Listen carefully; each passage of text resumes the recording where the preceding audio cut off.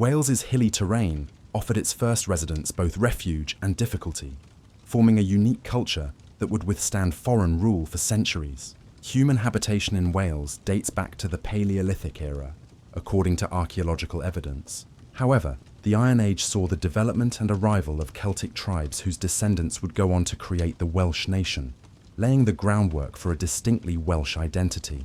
The Celtic Britons brought advanced metalworking skills, intricate social structures, and spiritual traditions based on natural landscapes to Wales when they migrated there between 800 and 100 BC. Instead of coming in one big wave, these migrants came in waves of families and clans, creating territories that represented both geographic borders and tribal ties. The process of settlement involved displacing or assimilating earlier Bronze Age populations, creating a cultural fusion that would characterize Welsh society for generations. Three major tribal confederations dominated Wales during the late Iron Age. The Silures controlled the southeastern regions, establishing their power base in what would later become Monmouthshire and Glamorgan. Archaeological excavations at sites like Lanyn Wood reveal their hill fort settlements, characterized by multiple defensive ramparts and evidence of iron production. The Silures developed a reputation as fierce warriors. Their society organized around a warrior elite who controlled trade routes and agricultural production. Their settlements featured round houses constructed with stone foundations and timber superstructures surrounded by storage pits for grain and workshops for metalworking. The Order of Vikers held sway over the mountainous interior and northern regions, their territory encompassing modern Snowonia and extending eastward into the Welsh Marches. Their name possibly meaning hammer fighters reflected their martial culture adapted to the challenging terrain of their homeland. The Odvisas constructed impressive hill forts on elevated positions, taking advantage of natural defensive features. At sites like Treary on the Lynn Peninsula, massive stone walls enclosed clusters of roundhouses that could shelter entire communities during times of conflict. The trib's economy relied heavily on livestock, particularly cattle and sheep suited to the upland environment, supplemented by limited agriculture and valley floors. The deity occupied the southwestern peninsula, the territory corresponding roughly to modern Pembrokeshire and parts of Caerphilly. Unlike their more militaristic neighbours, the Demit developed a society focused on maritime activities and trade. Their coastal location provided access to Irish sea trading networks, and archaeological evidence suggests regular contact with Ireland and Cornwall. The tribe settlements often featured distinctive souterrains, underground storage chambers lined with stone slabs, indicating sophisticated food preservation techniques necessary for supporting coastal communities. These tribal societies operated according to complex hierarchical structures headed by kings or chieftains, who derived authority from both martial prowess and spiritual legitimacy.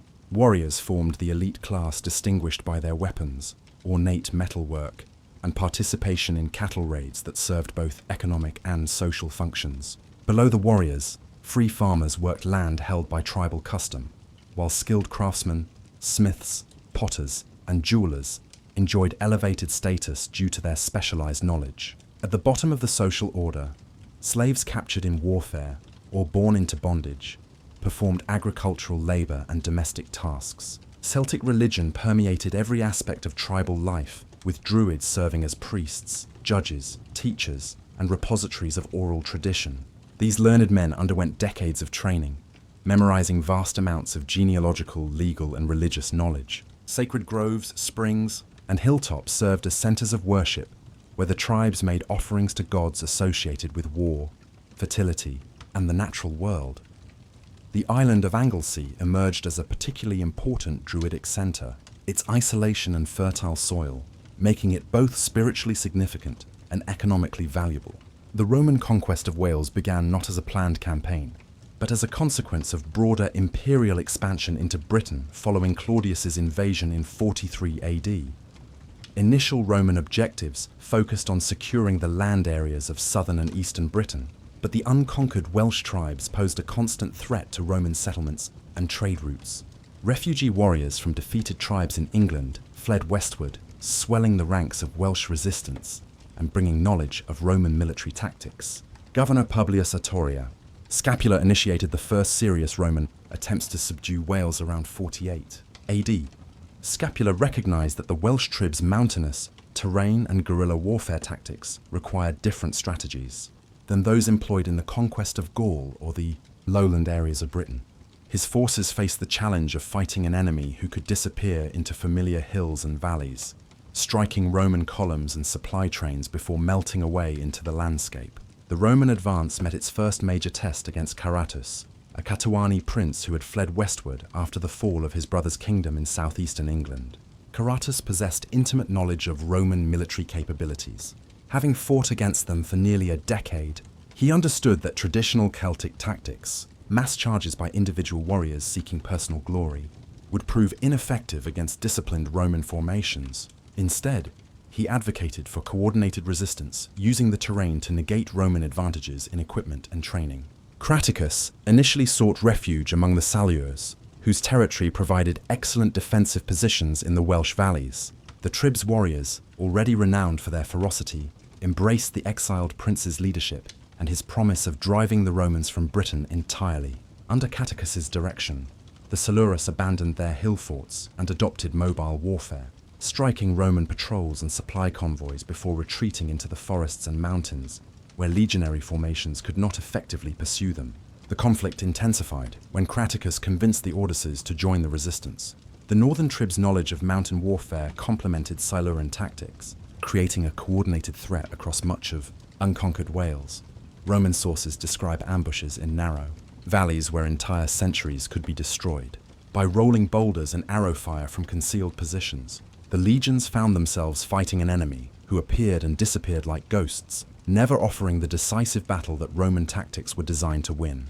Scapula's response involved systematic devastation of tribal territories, burning settlements and crops to deny the resistance supplies and shelter. Roman engineers constructed a network of roads and fortified camps, gradually tightening control over strategic valleys and river crossings. The governor's forces built temporary camps every few miles along their routes of advance, creating secure bases for further operations while denying the Welsh freedom of movement in their own territories.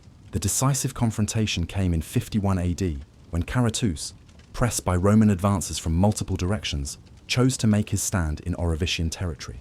The exact location remains debated by historians, but the battle likely occurred in the valleys of central Wales, where the prince could position his forces on elevated ground while maintaining escape routes into the mountains. Caratus arranged his warriors along a hillside protected by a stone rampart, with the river at their backs and steep slopes on either flank. The Roman assault began with artillery bombardment from ballista and catapults, followed by a coordinated advance of legionary cohort supported by auxiliary troops. The Welsh warriors fighting for their homeland and inspired by Craticus's presence initially repelled several Roman attacks. However, Roman discipline and superior equipment gradually told. When auxiliary troops found a way around the Welsh flank, the tribal line began to crumble. Craticus escaped the battlefield, but was betrayed by Queen Cartimandua of the Brigantes and handed over to the Romans. The capture of Caratus did not end Welsh resistance. The Silures in particular continued their guerrilla campaign with undiminished fury. Roman sources record their attacks on Roman settlements and their ability to inflict heavy casualties on legionary patrols. The Tribs warriors developed sophisticated tactics for forest warfare, using their knowledge of local terrain to ambush Roman columns in narrow defiles where superior numbers and equipment provided little advantage.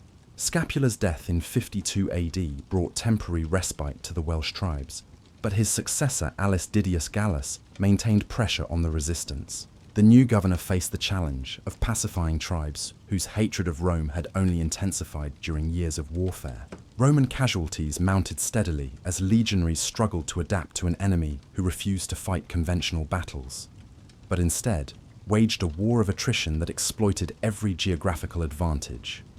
The arrival of Sextus Julius, Fontinus as governor in 74 AD, marked a turning point in the Roman conquest of Wales.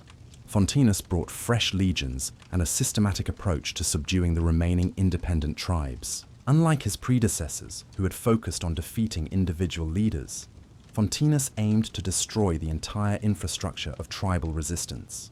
His strategy involved simultaneous advances from multiple directions, preventing the Welsh from concentrating their forces or retreating to previously safe territories. Finus's most significant achievement was the conquest of the Silures, accomplished through a combination of military pressure and diplomatic manipulation. The governor established permanent forts at Curian territory, garrisoned by troops who could respond quickly to any renewed resistance. These installations, connected by well-maintained roads, created a network of Roman control that made sustained guerrilla warfare increasingly difficult. The conquest of Anglesey represented the culmination of Roman efforts to break Welsh resistance. The island's significance extended far beyond its strategic location, serving as the spiritual heart of British Druidism and a repository of Celtic culture.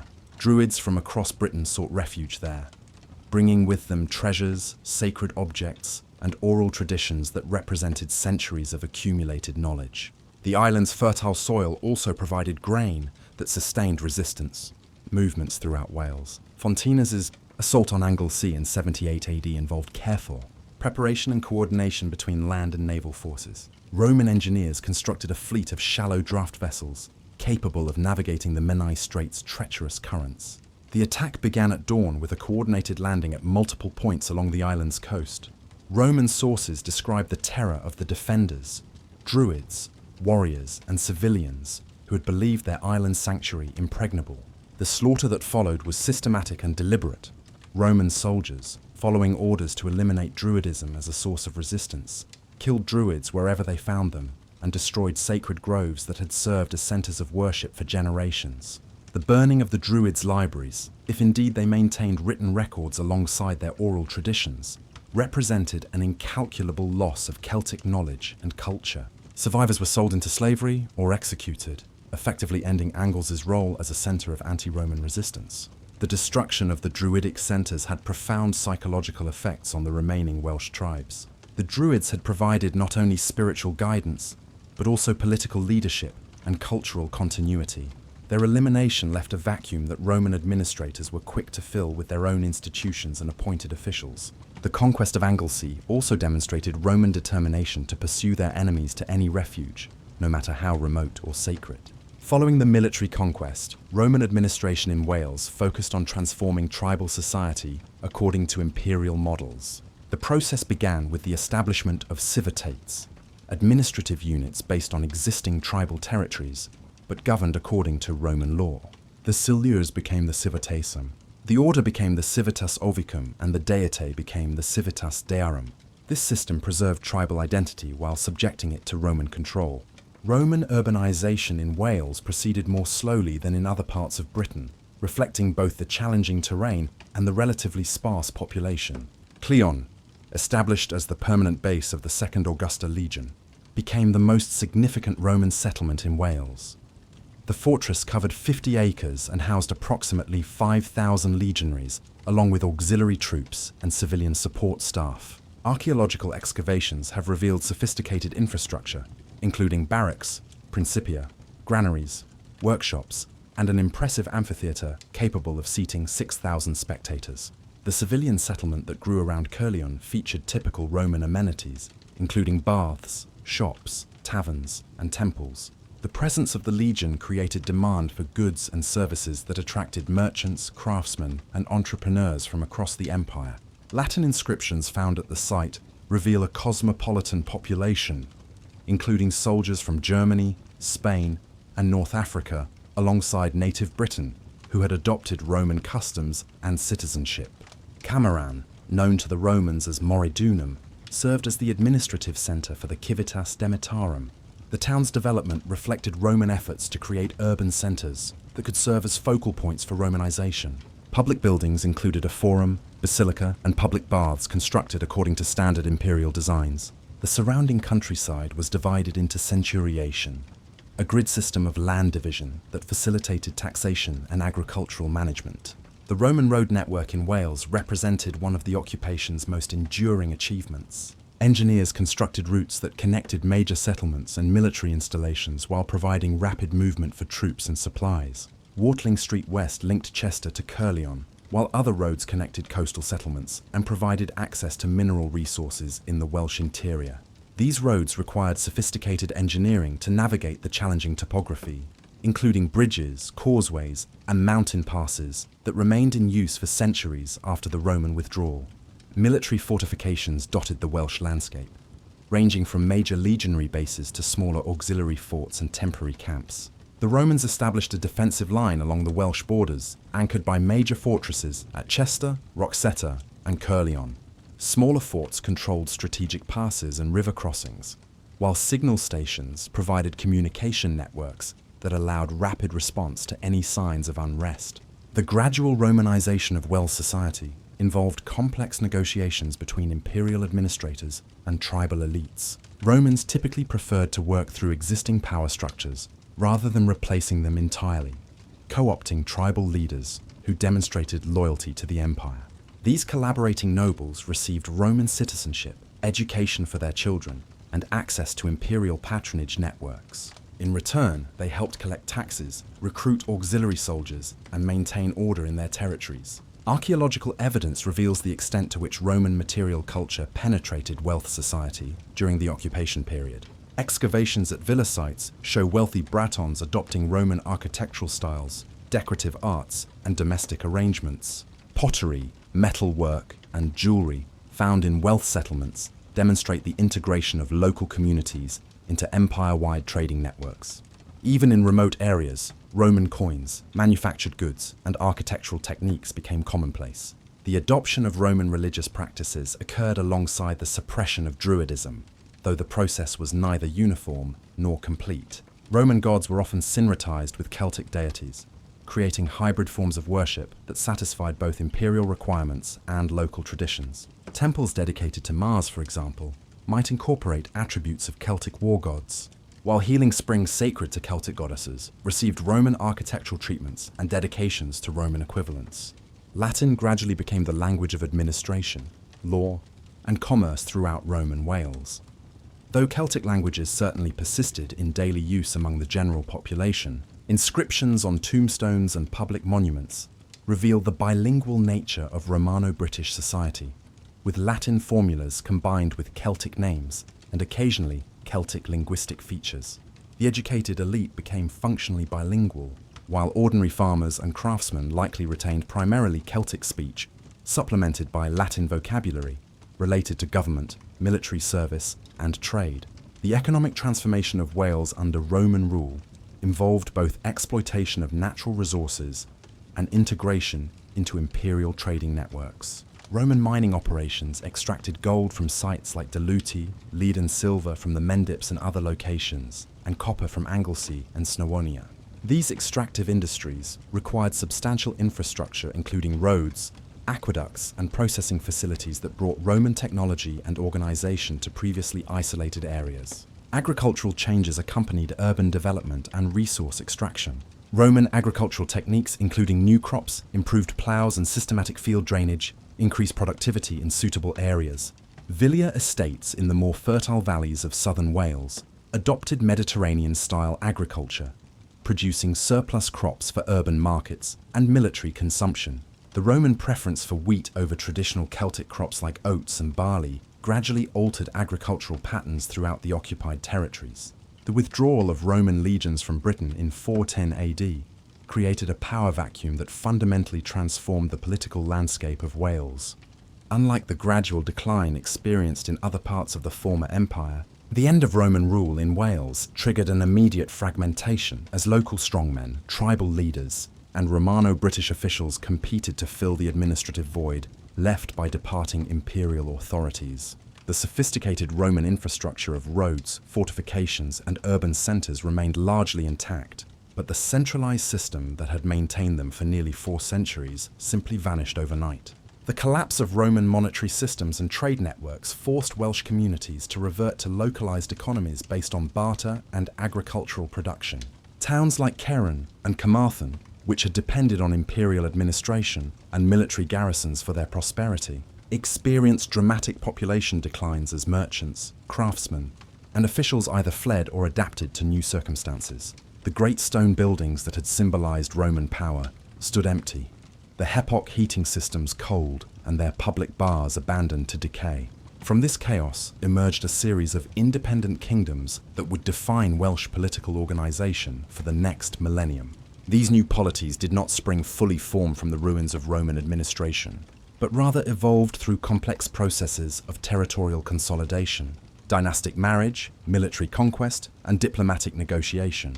The The boundaries of these kingdoms reflected both geographical realities and the personal ambitions of their founders, creating a patchwork of competing authorities across the Welsh landscape. Gwynedd established itself as the most powerful of these successor states, controlling the mountainous northwest from its royal centre at Aberafra on Anglesey. The kingdom's founders capitalised on the island's strategic position and agricultural wealth, which had made it valuable to both Celtic druids and Roman administrators. Cuneda, the legendary founder of the Gwynedd dynasty, allegedly migrated from the Gododdin territory in what is now southern Scotland around 450 AD, bringing with him a warband of experienced fighters and the organisational skills necessary to impose order on the fragmented tribes of North Wales. The early kings of Gwynedd faced the immediate challenge of defending their territory against Irish raiders who had established settlements along the western coast during the final decades of Roman rule.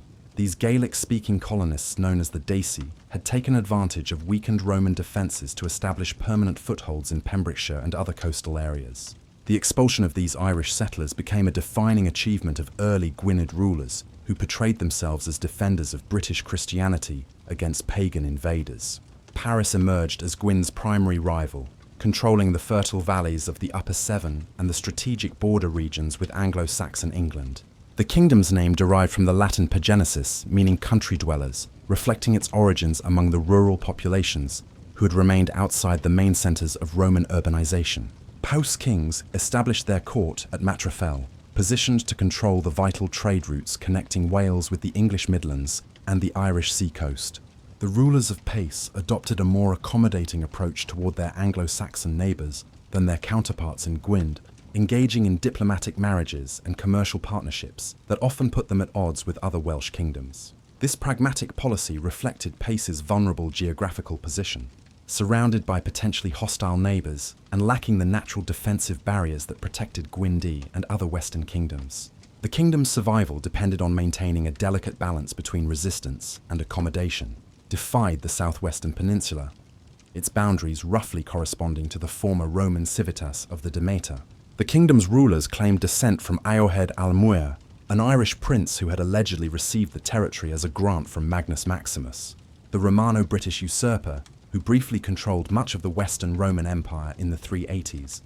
Whether or not this genealogical claim possessed historical validity, it reflected the complex cultural heritage of post-Roman Wales, where Celtic, Roman, and Irish influences merged to create distinctive regional identities.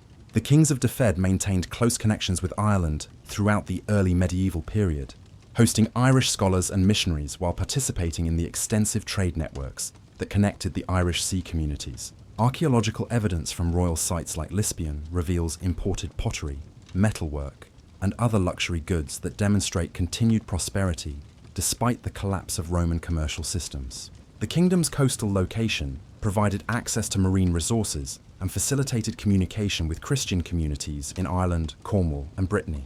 Gwent controlled the southeastern regions, inheriting the former territory of the Silures, along with the Roman infrastructure centred on Caerleon. The kingdom's rulers faced the unique challenge of governing a population that had experienced intensive Romanization, including substantial urban development and integration into imperial administrative systems. The presence of the abandoned legionary fortress at Cleon provided both symbolic legitimacy and practical resources, as its massive stone walls and buildings could be adapted for royal use. The emergence of these kingdoms occurred alongside a remarkable religious transformation that would profoundly influence Welsh culture and identity. The collapse of Roman authority created opportunities for Christian missionaries to establish new forms of religious organization independent of imperial control. Unlike the hierarchical episcopal structure that characterized Christianity in the surviving portions of the Roman Empire, Welsh Christianity developed along monastic lines that emphasized personal holiness, ethic discipline, and community service. St. David emerged as the most significant figure in this religious revolution, establishing his monastery at Minervia around 550 AD. David's approach to Christian life emphasized extreme asceticism, with his monks following a regimen that included manual labor, vegetarian diet, and total abstinence from alcohol.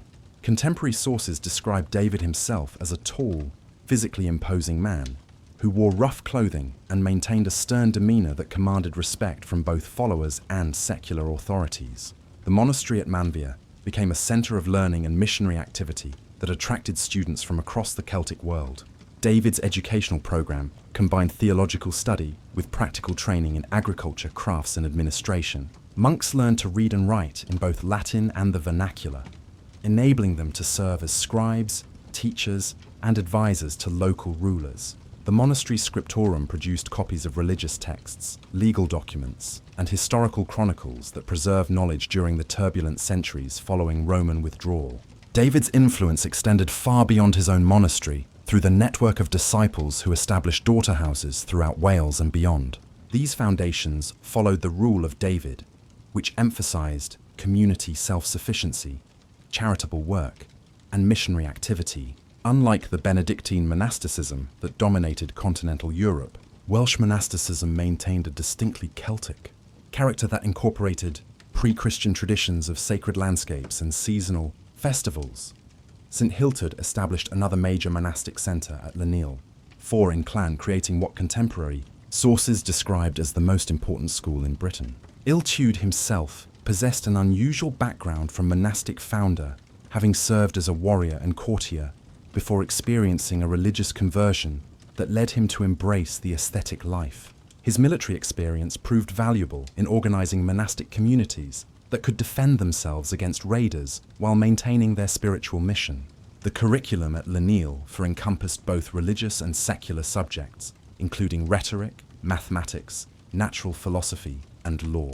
Students came from aristocratic families throughout Britain and Ireland, creating networks of educated elites who shared common intellectual traditions despite their diverse political allegiances. Archeological excavations at the site have revealed substantial stone buildings, workshops, and agricultural installations that supported a community of several hundred monks and students. Iltude's most famous pupils included St. David, St. Samson of Dole, and St. Paul Aurelian, who carried Welsh monastic traditions to Brittany and established the Celtic Christianity that would flourish there for centuries. These missionary activities created cultural connections that transcended political boundaries, linking Welsh kingdoms with Celtic communities in Ireland, Scotland, Cornwall, and Brittany through shared religious practices and intellectual traditions. St. Taylor founded the monastery of Llandello Far in Camathur, establishing another major centre of learning and religious authority. Taylor's approach emphasized pastoral care and social service with his monks, providing medical treatment, education, and legal assistance to surrounding communities. The saint's reputation for healing attracted pilgrims from across Wales, generating donations that supported extensive charitable activities.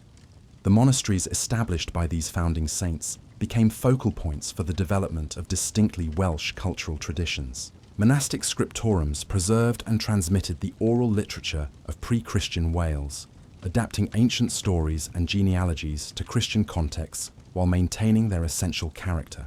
The earliest Welsh poetry emerged from these monastic centres, combining traditional Celtic poetic techniques with Christian theological themes. The legal traditions that developed in post-Roman Wales reflected both the practical needs of the emerging kingdoms and the influence of Christian moral teaching. Local rulers required systematic approaches to dispute resolution, property rights, and criminal justice that could function without Roman imperial authority. The solutions they developed drew upon Celtic customary law, Roman legal principles that had survived in local practice, and Christian ethical teachings about justice and social responsibility. These early legal developments culminated in the codification undertaken by Hilly during the 10th century. Hilly's legal code represented a systematic attempt to unify and standardize the diverse legal traditions that had evolved across the Welsh kingdoms during the preceding centuries. The king convened assemblies of judges, clerics, and nobles who reviewed existing practices and created comprehensive legislation covering all aspects of social and economic life. The laws of Hilly addressed property rights, marriage customs, inheritance patterns, and criminal penalties with remarkable sophistication and attention to practical detail. The code recognized the rights of women to own property and seek divorce under specified circumstances, provisions that were unusually progressive by medieval standards. The laws also established detailed procedures for resolving disputes through compensation rather than punishment, reflecting Celtic traditions that emphasize community harmony over retribution. Legal education became an important function of the monastic schools, which trained judges and legal advisors who could serve secular authorities while maintaining their religious vocations. These scholar monks created extensive commentaries on legal texts, preserving not only the letter of the law, but also the reasoning behind specific provisions. Their work ensured the transmission of legal knowledge across generations and provided flexibility for adapting ancient principles to changing circumstances. The cultural flowering that accompanied political and religious transformation found its most distinctive expression in the development of Welsh poetry and literature. The BIC tradition, which had its roots in pre-Roman Celtic society, experienced a renaissance in the monasteries and royal courts of the post-Roman kingdoms. Poets adapted traditional forms and themes to new circumstances, creating works that celebrated Christian virtues, while maintaining the heroic ideals of warrior culture. The earliest surviving Welsh poetry includes praise poems composed for the rulers of various kingdoms, elegies commemorating fallen warriors, and religious verses that combine theological instruction with artistic expression. These works demonstrate sophisticated understanding of poetic technique, including complex patterns of alliteration, rhyme, and meter that required extensive training to master. The BIC schools that preserved these techniques operated under royal patronage, ensuring that poets maintained high social status and considerable influence in court circles. The Gododin attributed to the poet Aneurin represents one of the most significant achievements of early Welsh literature. This elegiac cycle commemorates the warriors who died fighting the Angles at the Battle of Catrath around 600 AD, transforming a military disaster into a celebration of heroic sacrifice. The poem's complex structure and sophisticated language demonstrate the high level of artistic achievement possible within the Welsh poetic tradition. Religious poetry flourished alongside secular verse, with monastic poets creating hymns, prayers, and devotional works that combined theological sophistication with artistic beauty. These religious poems often incorporated imagery from the Welsh landscape, creating distinctly Celtic forms of Christian expression that differed markedly from continental European traditions. The integration of natural imagery with spiritual themes reflected the continuation of pre-Christian Celtic attitudes towards sacred landscapes and seasonal cycles. The preservation of genealogical traditions became another important function of Welsh literary culture. Poets and historians maintained detailed records of royal lineages that traced the descent of contemporary rulers back to legendary founders and ultimately to divine or semi-divine ancestors. These genealogies served both political and cultural functions, legitimizing dynastic claims while preserving historical memory of tribal origins and migrations. The development of prose literature proceeded more slowly than poetry, but produced works of comparable significance. The earliest Welsh prose includes legal texts, historical chronicles, and religious treatises that demonstrate the adaptation of Latin literary models to vernacular expression. These works reveal the influence of both classical Roman education and Celtic storytelling traditions, creating hybrid forms that were distinctively Welsh. The tranquil monasteries that had flourished along the Welsh coast during the Age of Saints faced an unprecedented threat as the 9th century dawned. Viking longships, their distinctive dragon prows cutting through the Irish seas, grey waters brought terror to communities that had known relative peace for generations. These Scandinavian raiders possessed intimate knowledge of coastal navigation, enabling them to strike without warning at isolated monasteries whose wealth in precious metals, manuscripts, and ecclesiastical treasures made them irresistible targets. The first recorded Viking attack on Wales occurred in 795 AD when Norse raiders struck the monastery on Rathlin Island just off the Irish coast before turning their attention to the Welsh shores. The raiders understood that monasteries represented concentrated wealth accumulated through centuries of donations, pilgrimage offerings, and careful stewardship. Unlike fortified royal centres, these religious communities maintained minimal defences, relying on their sacred character and remote locations for protection that proved wholly inadequate against determined attackers. Bardsey Island, the sacred burial ground of 20,000 saints according to medieval tradition, suffered devastating raids that scattered its monastic community and destroyed irreplaceable manuscripts. The island's exposed position of the Llyn Peninsula made it easily accessible to Viking ships, while its reputation as a centre of learning and pilgrimage guaranteed substantial portable wealth. Archaeological evidence from the site reveals layers of ash and destruction dating to this period, along with scattered metalwork that suggests the raiders systematically looted the monastery's treasuries. The monastery of Lancan in the Vale of Glamorgan experienced repeated attacks that gradually eroded its capacity to function as a centre of learning and religious authority. Viking raiders targeted not only the monastery's material wealth, but also its human resources, capturing monks and students who could be sold in the thriving slave markets of Dublin and other Norse settlements. The loss of educated personnel proved as devastating as the destruction of buildings, as these communities depended on literate monks to maintain their educational and administrative functions. Coastal trading settlements suffered equally severe disruption as Viking raids made maritime commerce increasingly dangerous. The small ports that had developed around monastery complexes found their merchant vessels vulnerable to interception. While the communities that supported these trading activities faced constant threat of attack, the economic networks that had connected Welsh kingdoms with Ireland, Cornwall, and Brittany began to contract as traders sought safer inland routes or abandoned certain markets entirely. The psychological impact of Viking raids extended far beyond their immediate material damage. Monastic chronicles describe the terror that gripped coastal communities as news of approaching longships spread through established warning networks. The sight of Viking sails on the horizon triggered mass evacuations as entire populations fled inland, abandoning their homes and possessions to seek refuge in fortified locations or remote mountain valleys. This constant state of alert disrupted agricultural cycles, interrupted craft production, and undermined the social stability that had characterized the early medieval Welsh kingdoms. Viking settlement patterns in Wales differed significantly from their approach in Ireland or northern England, where Scandinavian colonists established permanent bases and gradually integrated with local populations. Welsh geography and political organisation proved less conducive to large-scale Viking settlement, as the mountainous terrain offered limited agricultural potential, while the existing kingdom structure provided organised resistance to foreign occupation. Instead, Vikings used Wales primarily as a raiding ground and temporary refuge, establishing seasonal camps rather than permanent colonies. The island of Anglesey attracted particular Viking attention due to its fertile soil, strategic position, and historical significance as the centre of ancient Druidic culture. Norse raiders recognized the island's value as both a source of wealth and a potential base for controlling the Irish sea shipping lanes. However, the kings of Gwyn understood equally well that Anglesey's loss would fatally undermine their kingdom's economic foundation and symbolic authority, leading to fierce resistance against Viking attempts at permanent occupation. Rhodri emerged as the most successful Welsh ruler in responding to the Viking threat, transforming the challenge of external invasion into an opportunity for internal consolidation.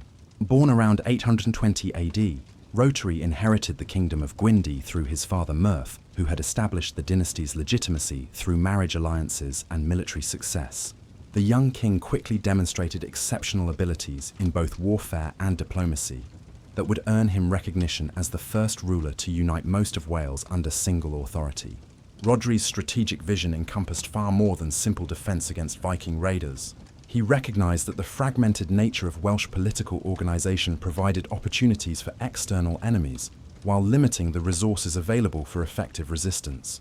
The traditional system of independent kingdoms, each jealously guarding its autonomy, had functioned adequately during periods of relative peace, but proved inadequate when confronted with coordinated external threats requiring unified response. The king's first major expansion occurred through his marriage to Angharad, sister of Canap Cadell, the last king of Pace.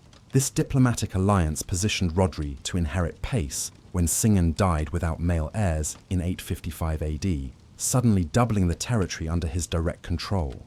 The acquisition of Pace brought Rhodri not only additional military resources, but also control over the crucial border regions with Anglo-Saxon England, enabling him to coordinate Welsh resistance across multiple frontiers.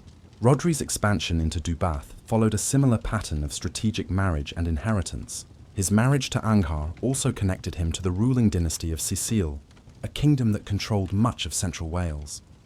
When the male line of Seal ended, Rhodri's descendants inherited these territories, creating a unified Welsh state that stretched from Angles to the southern coast. This consolidation process required careful negotiation with local nobles who retained significant autonomy within the expanded kingdom structure.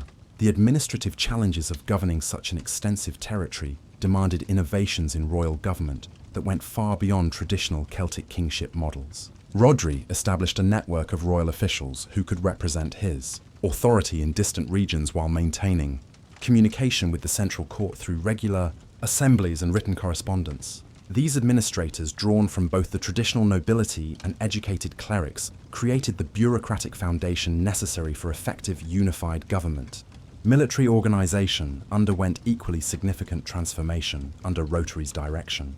The traditional Celtic system of seasonal warfare conducted by noble warriors, supported by their personal retainers, proved inadequate for defending extensive territories against mobile Viking raiders. Rhodri developed more systematic approaches to military recruitment that could maintain standing forces capable of rapid deployment to threatened areas while preserving agricultural productivity necessary for supporting these expanded military commitments. The king's most celebrated military achievement occurred in 856 AD, when his forces defeated and killed Gorm, a prominent Viking leader whose raids had terrorized the Welsh coast for several years. This victory demonstrated that unified Welsh resistance could successfully challenge Viking military superiority, encouraging other rulers to coordinate their defensive efforts rather than relying on individual kingdom resources. The battle's psychological impact proved as significant as its immediate military consequences, restoring Welsh confidence while discouraging further Viking aggression. Rhodri's success against Viking raiders attracted attention from Anglo-Saxon England, where King Ethelwulf of Wessex faced similar threats to his own territories. The two rulers established diplomatic contacts that led to marriage alliances and mutual assistance agreements, creating the first formal cooperation between Welsh and English kingdoms since the Roman withdrawal. These diplomatic initiatives reflected Rhodri's sophisticated understanding of the broader political situation. In Britain, where traditional ethnic antagonisms required modification in the face of external threats, the expansion of Rhodri's authority inevitably created tensions with neighbouring kingdoms that had previously enjoyed independence. The rulers of Gwent and other southeastern Welsh kingdoms viewed Gwyned's growing power with suspicion, fearing that their own autonomy would eventually fall victim to ROR's unification programme. These concerns led to intermittent conflicts that weakened overall Welsh resistance, while providing opportunities for both Viking and Anglo-Saxon intervention in Welsh affairs. Rhodri's death in 878 AD, reportedly while fighting Anglo-Saxon invaders, marked the end of the first successful attempt at Welsh unification, but not the end of the political transformation he had initiated. His sons divided the expanded kingdom according to traditional inheritance practices, with Anorold receiving Gwynedd Cadell, taking Kyle and Merfyn inheriting Pace. This partition restored the traditional pattern of multiple kingdoms, but within a framework of family cooperation that maintained many advantages of unified government.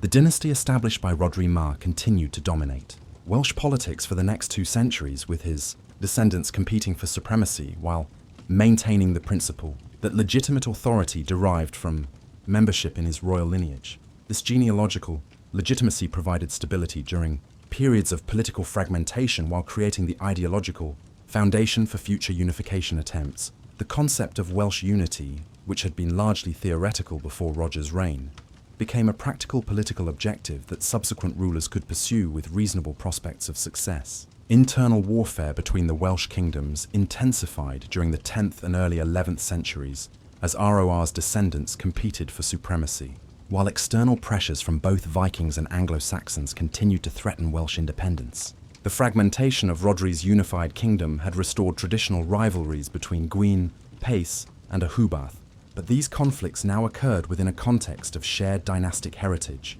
that made reconciliation possible even after bitter warfare. Gwynedd maintained its position as the most powerful Welsh kingdom under Rhodri's descendants, controlling the fertile island of Anglesey and the strategic mountain passes that connected North Wales with the rest of Britain. The kingdom's rulers exploited their geographical advantages to maintain independence from both Viking and Anglo-Saxon pressure, while intervening in the affairs of neighbouring Welsh territories. Gwyned's military strength derived not only from its defensive position, but also from its ability to recruit warriors from the hardy mountain populations who possessed intimate knowledge of the challenging terrain. Pace faced the most difficult strategic situation among the major Welsh kingdoms. Surrounded by potentially hostile neighbours and lacking the natural defensive barriers that protected Gwynedd and Deheubarth, the kingdom's rulers adopted pragmatic policies that emphasized diplomatic flexibility over military confrontation, seeking alliances with whichever external power offered the best prospects for maintaining autonomy. This approach often put powers at odds with other Welsh kingdoms that favoured more aggressive resistance to foreign influence. Deheubarth emerged as a significant power during the 10th century, under the leadership of Hywel Dda, who successfully united the southern Welsh kingdoms and established legal and administrative systems that would influence Welsh governance for centuries. Hywel's approach to kingship emphasized internal development over external conquest, focusing on legal codification, economic development, and cultural patronage that strengthened his kingdom's institutional foundations while avoiding the military conflicts that weakened his rivals. The competition between these major kingdoms created opportunities for smaller territories to assert their independence or align themselves with whichever major power offered the most favourable terms. Gwent, Brashenog, and other southeastern kingdoms frequently changed their allegiances as political circumstances shifted, creating a complex web of alliances that reflected both immediate military necessities and long-term strategic calculations. Gruffydd ap Ablin emerged from this competitive environment as the most successful Welsh ruler since Rhodri Mawr, achieving the remarkable feat of uniting all Welsh territories under his personal authority. Born around 1007 AD, Gruff inherited the kingdom of Gwynedd during a period of particular instability, when Viking raids had resumed and Anglo-Saxon pressure was intensifying under the aggressive, expansionist policies of English kings like Edward the Confessor. Gruffydd's rise to supreme power began with his conquest of Paris in 1039 AD, achieved through a combination of military victory and diplomatic manipulation that eliminated his principal rivals in central Wales. The king's forces demonstrated superior organisation and equipment compared to traditional Welsh armies, suggesting that he had learned from both Viking and Anglo-Saxon military innovations while adapting them to Welsh conditions and requirements. The conquest of Deheubarth proved more challenging, requiring sustained military campaigns that lasted several years and involved complex negotiations with local nobles who retained significant influence in their territories. Gruffydd's success in southern Wales reflected not only his military capabilities, but also his political skill in convincing established elites that their interests would be better served under unified Welsh rule than through continued fragmentation and external interference. By 1055 AD, Gruffydd had achieved what no previous Welsh ruler had accomplished, establishing direct authority over all the traditional Welsh kingdoms while maintaining the loyalty of local nobles and the support of the general population. His unified Welsh state represented a formidable military and political force that could challenge both Viking raiders and Anglo-Saxon expansion on equal terms, fundamentally altering the balance of power in Britain. Gruffydd's conflicts with Anglo-Saxon England reflected both his territorial ambitions and his determination to secure Welsh independence against English expansionist pressure. The king's forces conducted successful raids into English territory, capturing significant amounts of plunder, while demonstrating Welsh military capability to English audiences who had previously regarded Welsh kingdoms as minor irritants rather than serious threats. These aggressive policies inevitably led to major confrontations with English armies that possessed superior resources and more sophisticated military organisation. The Battle of Ray Groves in 1039 AD marked Gruffydd's first major victory against English forces, establishing his reputation as a formidable military commander, while providing the resources necessary for further expansion. The battle demonstrated the effectiveness of Welsh tactics when properly coordinated and supplied, as Gruffydd's forces successfully exploited their superior knowledge of local terrain to defeat a larger English army that had expected easy victory against fragmented Welsh resistance. Gruffydd Plannin's death in 1063 AD at the hands of his own men marked the end of Welsh unity and created the political vacuum that would facilitate Norman penetration into Wales. The assassination, orchestrated by nobles who had grown weary of constant warfare against Anglo-Saxon England, fragmented the unified Welsh state that Gruffydd had spent decades constructing. His death came at the worst possible moment for Welsh independence. occurring just 3 years before William of Normandy's conquest of England, would fundamentally alter the political landscape of Britain and introduce a new, more systematic form of expansionism that would prove far more dangerous than previous Anglo-Saxon pressure. The immediate aftermath of Griffith's assassination saw the rapid dissolution of his unified kingdom as regional nobles reasserted their traditional autonomy. Bledin Sinfin and Rallan Sinfin, half-brothers of the dead king, divided Gwynedd and Pace between them while attempting to maintain some semblance of coordinated resistance against external threats. However, their authority remained tenuous, dependent on the continued loyalty of local nobles who had demonstrated their willingness to eliminate rulers whose policies they found objectionable. In Deheubarth, the situation proved even more chaotic as multiple claimants emerged to contest the succession. Maredudd Edwin established himself in Ceredigion, while Rehoboam claimed authority in Dead, creating competing centres of power that weakened southern Welsh resistance precisely when unity was most desperately needed. These succession disputes consumed resources and attention that should have been directed toward preparing for the inevitable Norman advance into Welsh territory. William the Conqueror's victory at Hastings in 1066 AD initially appeared to offer opportunities for Welsh recovery as the Norman Duke faced years of consolidating his control over England and suppressing Anglo-Saxon resistance. The Welsh kingdoms, freed from immediate English pressure, might have used this respite to rebuild their military strength and restore political unity. Instead, the period following the Norman conquest witnessed continued internal warfare as Welsh rulers pursued traditional, dynastic conflicts while remaining largely oblivious to the revolutionary changes occurring across Offa's Dyke. The Norman approach to expansion differed fundamentally from previous Anglo-Saxon methods, combining systematic military organization with sophisticated administrative techniques that had been developed during the conquest of England. Unlike Anglo-Saxon kings, who had typically sought tribute and submission from Welsh rulers while allowing them to retain internal autonomy, the Normans aimed at direct territorial control through the establishment of feudal lordships that would integrate conquered Welsh territories into their broader imperial system. William's initial strategy for dealing with Wales involved the appointment of powerful Norman barons to control the English border regions, granting them extensive authority to expand their territories westward at Welsh expense.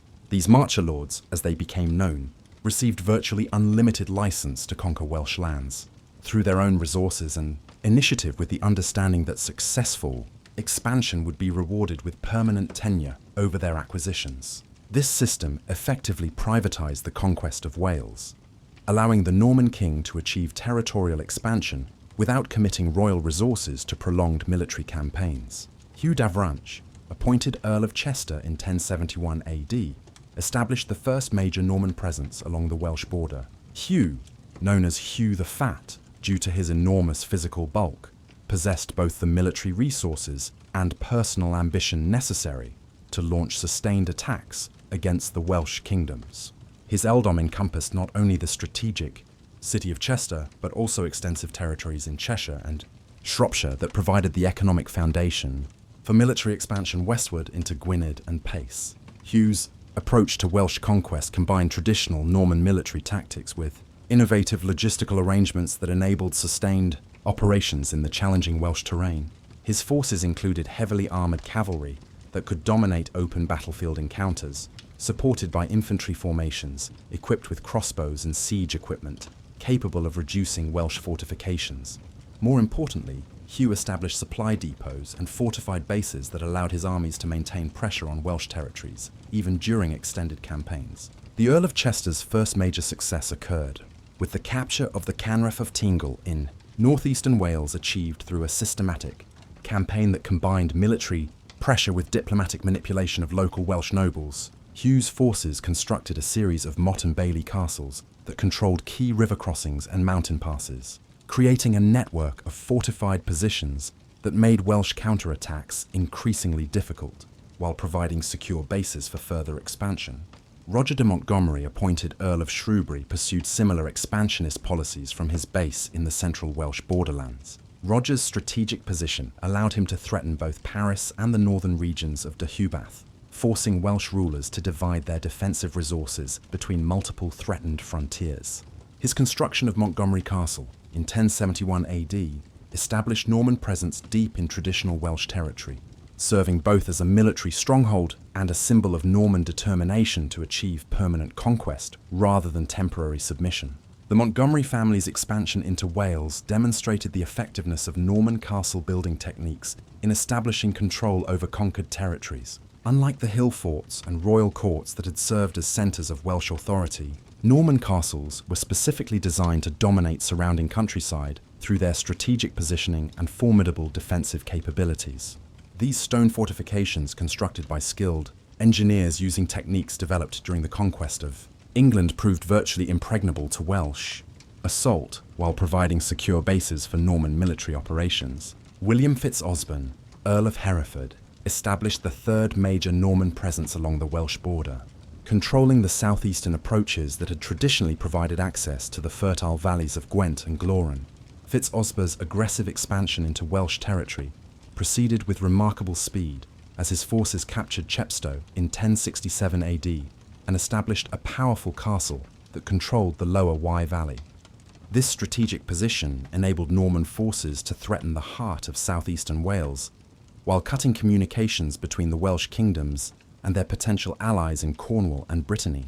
The establishment of these three major marcher lordships created a coordinated threat to Welsh independence that surpassed anything the kingdoms had previously faced. The Normans possessed superior military technology, more sophisticated organizational capabilities, and virtually unlimited resources compared to their Welsh opponents. More significantly, their systematic approach to territorial conquest aimed at permanent occupation rather than the temporary submission that had satisfied previous Anglo-Saxon rulers.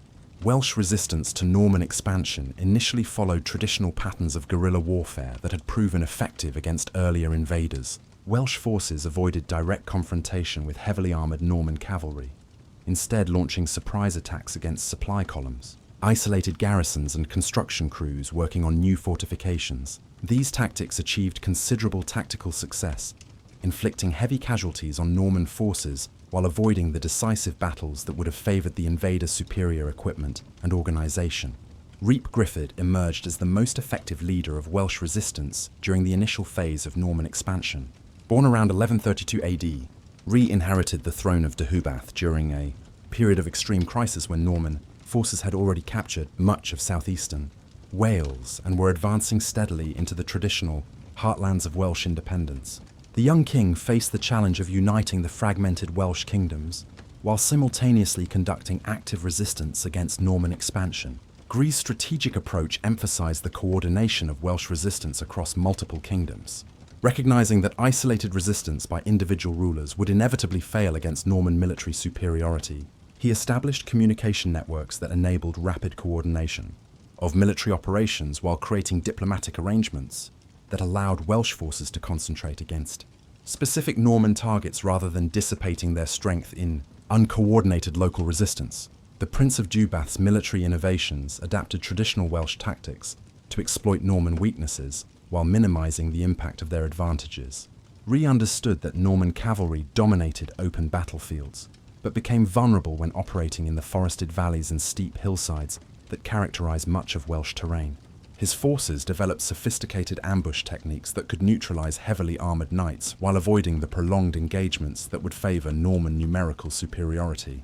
Rhys's most significant military achievement occurred during the siege of Cardigan Castle in 1165 AD, where his forces successfully captured one of the most important Norman strongholds in central Wales. The siege demonstrated Welsh ability to adapt their traditional military methods to assault fortified positions using innovative siege techniques that combine traditional Celtic warfare with lessons learned from observing Norman military engineering.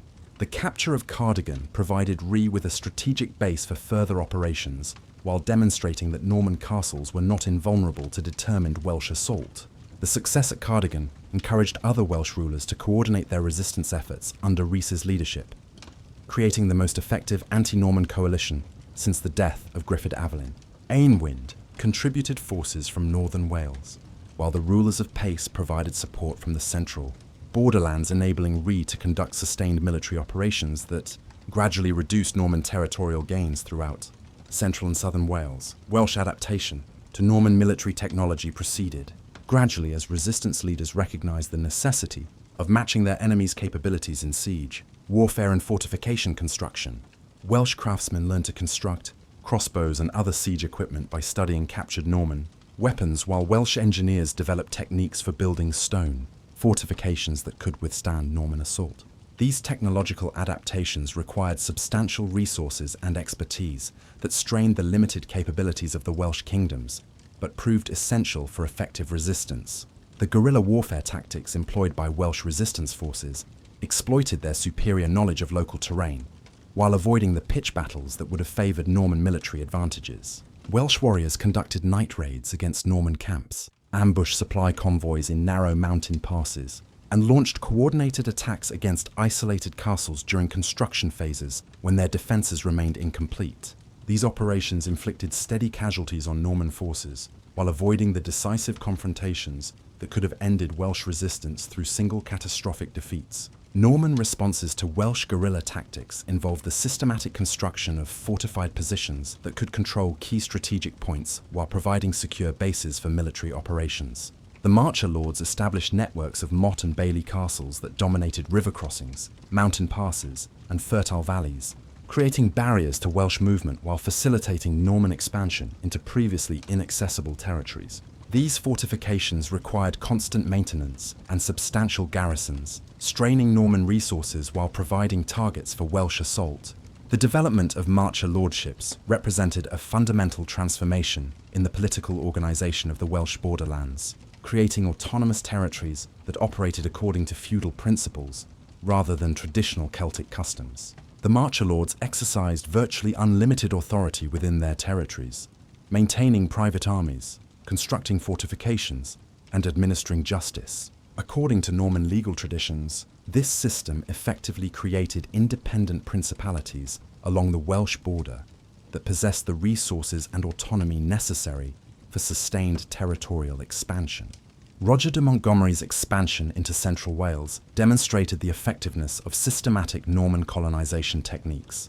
His forces constructed a series of fortified towns that served both military and economic functions, attracting Norman and Flemish settlers who could provide agricultural and commercial development while supporting military operations. These planted towns, protected by substantial fortifications and garrisoned by professional soldiers, created permanent Norman presence in conquered Welsh territories while generating the economic resources necessary for further expansion.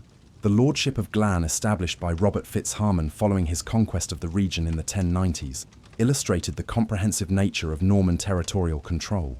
FitzHarmon's administration replaced traditional Welsh legal and social systems with Norman feudal arrangements, granting land to Norman knights who owed military service in exchange for their holdings. This systematic colonisation created a Norman ruling class that possessed both the motivation and capability to maintain control over the conquered Welsh population while supporting further expansion.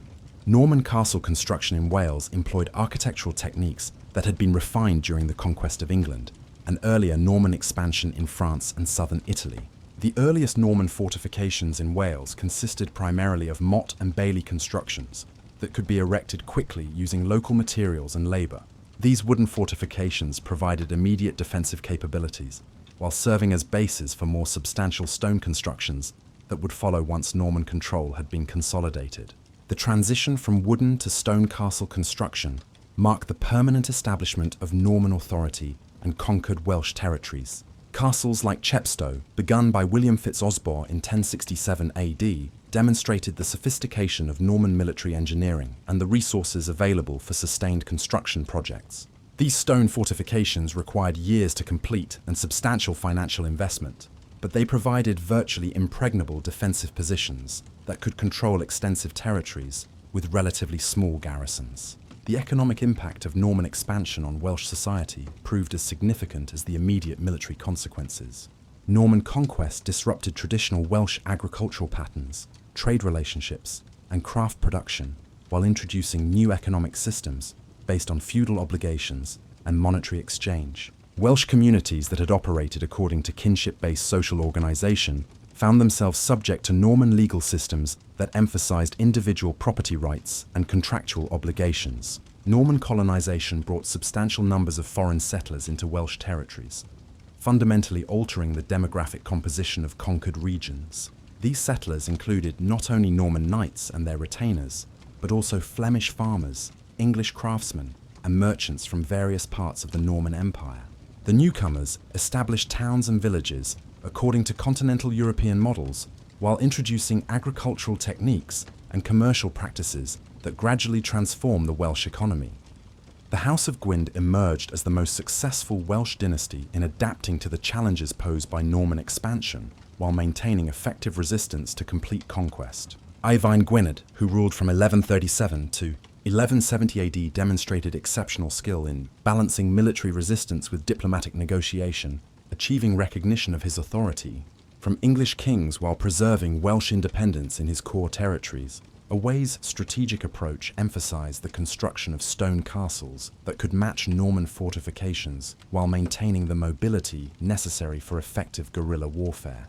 His forces learned to conduct siege operations against Norman strongholds while defending their own territories through a combination of fixed fortifications and mobile resistance. This dual approach enabled Gwynedd to maintain effective resistance while gradually expanding its authority over neighbouring Welsh territories. The diplomatic achievements of Arni Gwyn established precedents for Welsh-English relations that would influence subsequent negotiations for centuries. His ability to secure recognition of his royal title from Henry of England demonstrated that Welsh resistance could achieve political objectives through negotiation when supported by effective military pressure. These diplomatic successes encouraged other Welsh rulers to coordinate their policies with Gwynedd, while maintaining hope that complete Norman conquest could be avoided through skillful political maneuvering. Llywelyn the Great inherited the throne of Gwynedd in 1195 AD during a period when Norman expansion had stalled, but Welsh unity remained fragmented among competing dynasties and territorial claims. The young prince recognized that effective resistance to Norman pressure required not only military capability but also the political unity that had been lacking since the death of Gruffydd Llywelyn more than a century earlier. His reign would witness the most successful attempt at Welsh reunification since the 11th century, establishing the foundation for the final flowering of independent Welsh political authority. Llywelyn Gruffydd's severed head arrived at Edward Longshanks's court wrapped in linen, its lifeless eyes staring from features that had once commanded the loyalty of every Welsh prince, from Anglesey to the Wye Valley. The English king ordered the head displayed on the Tower of London crowned mockingly with ivy in a grotesque parody of the ancient Celtic tradition that honoured fallen heroes. This macabre trophy, exhibited for the jeering crowds of London throughout the winter of 1282, symbolised more than the death of a single ruler. It marked the extinction of independent Welsh kingship that had endured for 8 centuries since the Roman withdrawal.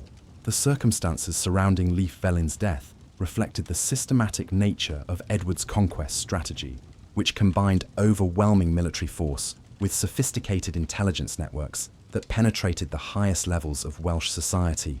The Prince of Wales had been lured into a trap near Bill Wales by promises of support from local nobles who had secretly negotiated their surrender to English forces. His small escort, expecting to meet allies, instead encountered English soldiers who recognised the distinctive figure of the last independent Welsh ruler, despite his attempt to travel incognito through the borderlands of his shrinking principality. The battle that claimed Leverville's life lasted mere minutes as the prince's handful of companions faced impossible odds against prepared English forces. Contemporary accounts describe how Llywelyn fought with desperate courage, his sword cutting down several attackers before an English spear found the gap between his mail harbour and helmet. The prince's death occurred not in the grand pitched battle he might have preferred, but in a muddy skirmish on a December afternoon.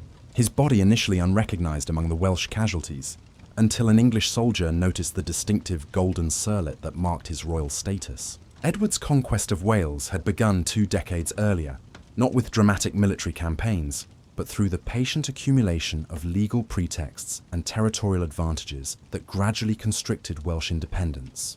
The English king possessed an intimate understanding of feudal law that enabled him to challenge Welsh territorial claims through English courts while simultaneously building the military infrastructure necessary for eventual conquest. His approach combined the methodical preparation of a skilled lawyer with the ruthless determination of a warrior king who had already demonstrated his capabilities in crushing baronial opposition within England. The legal foundation for Edward's Welsh campaigns rested on his interpretation of the homage that previous Welsh rulers had rendered to English kings, which he claimed established permanent feudal obligations that superseded Welsh claims to independent sovereignty. This argument, while historically questionable, provided the diplomatic justification necessary for presenting conquest as the enforcement of legitimate feudal rights, rather than naked territorial aggression. Edward's lawyers constructed elaborate genealogical arguments that traced English royal authority over Wales back to legendary British kings, creating legal precedents that satisfied contemporary European standards for justified warfare. The systematic nature of Edward's military preparation became evident through his construction of supply depots, road improvements, and logistical arrangements that enabled sustained military operations in the challenging Welsh terrain. English engineers surveyed potential campaign routes years before actual hostilities began, identifying river crossings, suitable campsites, and strategic positions for temporary fortifications. This advanced planning eliminated many of the logistical problems that had plagued previous English campaigns in Wales, where difficult terrain and extended supply lines had often forced premature withdrawals despite tactical victories. Edward's first major campaign in 1277 demonstrated the effectiveness of his systematic approach to Welsh conquest. Rather than attempting the rapid strikes that had characterized earlier English interventions, the king deployed 3 coordinated armies that advanced simultaneously from Chester, Montgomery, and Calm, creating converging pressure that prevented Welsh forces from concentrating against any single threat. Each English army included substantial numbers of Welsh allies recruited from regions that had submitted to English authority, providing local knowledge and reducing the appearance of foreign conquest. The siege of Dolphin Castle during this campaign illustrated Edward's determination to eliminate every symbol of Welsh independence, regardless of the military necessity involved. The castle, recently constructed by Level in Ap Griffith as a symbol of Welsh sovereignty, possessed limited strategic value, but enormous symbolic importance as a demonstration of independent Welsh authority. Edward's forces invested months in reducing this relatively minor fortification, employing sophisticated siege engines and mining techniques that demonstrated English commitment to total victory rather than negotiated settlement. Llywelyn Ap's submission, following the 1277 campaign, reflected his realistic assessment of Welsh military capabilities against Edward's systematically planned conquest. The Prince of Wales retained his title and authority over Wind west of the River Conway, but his acceptance of feudal subordination to the English crown fundamentally altered the nature of Welsh political authority. The ceremony of homage performed at Rhuddlan Castle required Llewellyn to kneel before Edward and acknowledge his status as a feudal vassal, a humiliation that undermined his authority among Welsh nobles who had previously regarded him as an independent sovereign. The Treaty of Abercon established the legal framework for Edward's gradual absorption of Welsh territories through a combination of direct annexation and feudal subordination. The agreement transferred substantial Welsh territories to direct English control while subjecting the remaining Welsh lands to English legal oversight and military supervision. Edward's negotiators crafted the treaty's provisions to ensure that future Welsh resistance would constitute rebellion against legitimate feudal authority rather than warfare between independent nations, eliminating the diplomatic protections that had previously limited English military actions. Welsh resistance to this imposed settlement emerged gradually as the full implications of English control became apparent to local populations. The introduction of English legal procedures, taxation systems, and administrative officials created daily reminders of lost independence that generated resentment among all levels of Welsh society. English sheriffs replaced Welsh judges in administering local justice, while English tax collectors demanded payments according to assessments that ignored traditional Welsh customs regarding communal property and seasonal obligations. The rebellion that erupted in 1282 began not with coordinated political planning, but through spontaneous local resistance to specific English administrative measures. Welsh communities in different regions independently rejected English authority, creating a general uprising that surprised both English officials and Welsh leaders with its scope and intensity.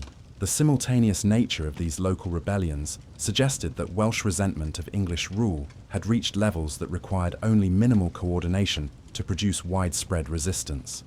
Dafydd Gruffudd's decision to join the rebellion transformed scattered local uprisings into a coordinated national resistance movement. Llywelyn's younger brother had previously collaborated with English authorities, accepting lands and privileges in exchange for supporting Edward's conquest of Wales. His dramatic reversal, marked by his attack on Hawarden Castle in March 1282, provided the rebellion with experienced military leadership, while demonstrating that even collaborating Welsh nobles had concluded that accommodation with English rule was impossible. The siege of Hawarden Castle revealed the sophisticated military capabilities that Welsh forces had developed during years of resistance to English expansion. Dafydd's assault employed coordinated infantry attacks, supported by siege engines constructed according to contemporary European standards, indicating that Welsh military technology had evolved far beyond the traditional methods that had characterized earlier resistance movements. The successful capture of this strongly fortified position demonstrated Welsh ability to conduct complex military operations that matched English tactical sophistication. Edward's response to the Welsh rebellion demonstrated the military resources and organizational capabilities that made him the most formidable opponent Welsh independence had ever faced. The English king mobilized forces that dwarfed previous English armies deployed in Wales, including substantial numbers of professional soldiers recruited from across the Plantagenet domains. These troops possessed superior equipment, training, and experience compared to Welsh forces while operating according to tactical doctrines that had proven successful in Edward's earlier campaigns in Scotland and Gascony. The English army that advanced into Wales in 1282 included innovations in military organization that reflected Edward's systematic approach to warfare. Professional engineers accompanied the main forces equipped with prefabricated siege engines and specialized tools for constructing field fortifications. Supply trains carried provisions calculated to sustain extended operations without dependence on local resources, while mounted messengers maintained communication between separated columns operating across the challenging Welsh terrain. Edward's strategy for the final conquest of Wales emphasized the systematic reduction of Welsh strongholds, rather than the pursuit of decisive battles that might allow Welsh forces to inflict significant casualties on English armies. This methodical approach required substantial time and resources, but minimized English losses, while ensuring that each captured position could be permanently fortified and garrisoned. The king understood that Welsh resistance depended on the availability of secure bases from which guerrilla operations could be launched, making the elimination of these refugees essential for permanent conquest. The siege of Castellare demonstrated Edward's determination to eliminate every vestige of Welsh military capability, regardless of the strategic importance of individual positions. This remote fortress in the mountains of Meirionnydd possessed minimal military value, but served as a symbol of continued Welsh resistance. Edward's forces invested considerable effort in reducing the castle, employing siege techniques that included the construction of elaborate earthworks and the deployment of heavy catapults transported across difficult mountain terrain. Owain ap Griffith's death near Bilwells eliminated the last credible claimant to independent Welsh sovereignty. But Edward recognized that military conquest alone could not guarantee permanent English control over Wales. The English king's subsequent policies aimed at the systematic destruction of Welsh political, legal, and cultural institutions that might serve as foundations for future resistance movements. This comprehensive approach to conquest reflected Edward's understanding that successful imperial expansion required the elimination of indigenous systems that could provide alternative sources of authority and identity. The capture and execution of Dafydd Aberford in 1283 completed Edward's destruction of the House of Gwynedd while providing an opportunity to demonstrate English justice to Welsh audiences. Dafydd's trial at Shrewsbury followed English legal procedures that emphasized his status as a rebel against legitimate feudal authority rather than a captured enemy leader, entitled to honorable treatment. The elaborate nature of his execution, which included drawing, hanging, and quartering, was specifically designed to terrorize potential Welsh resistance, while symbolically destroying the last representative of independent Welsh kingship. The Statute of Rhuddlan, promulgated in 1284, established the legal and administrative framework for Edward's permanent control over conquered Welsh territories. This comprehensive legislation replaced Welsh legal traditions with English common law, while creating administrative structures that integrated Welsh territories into the broader English governmental system.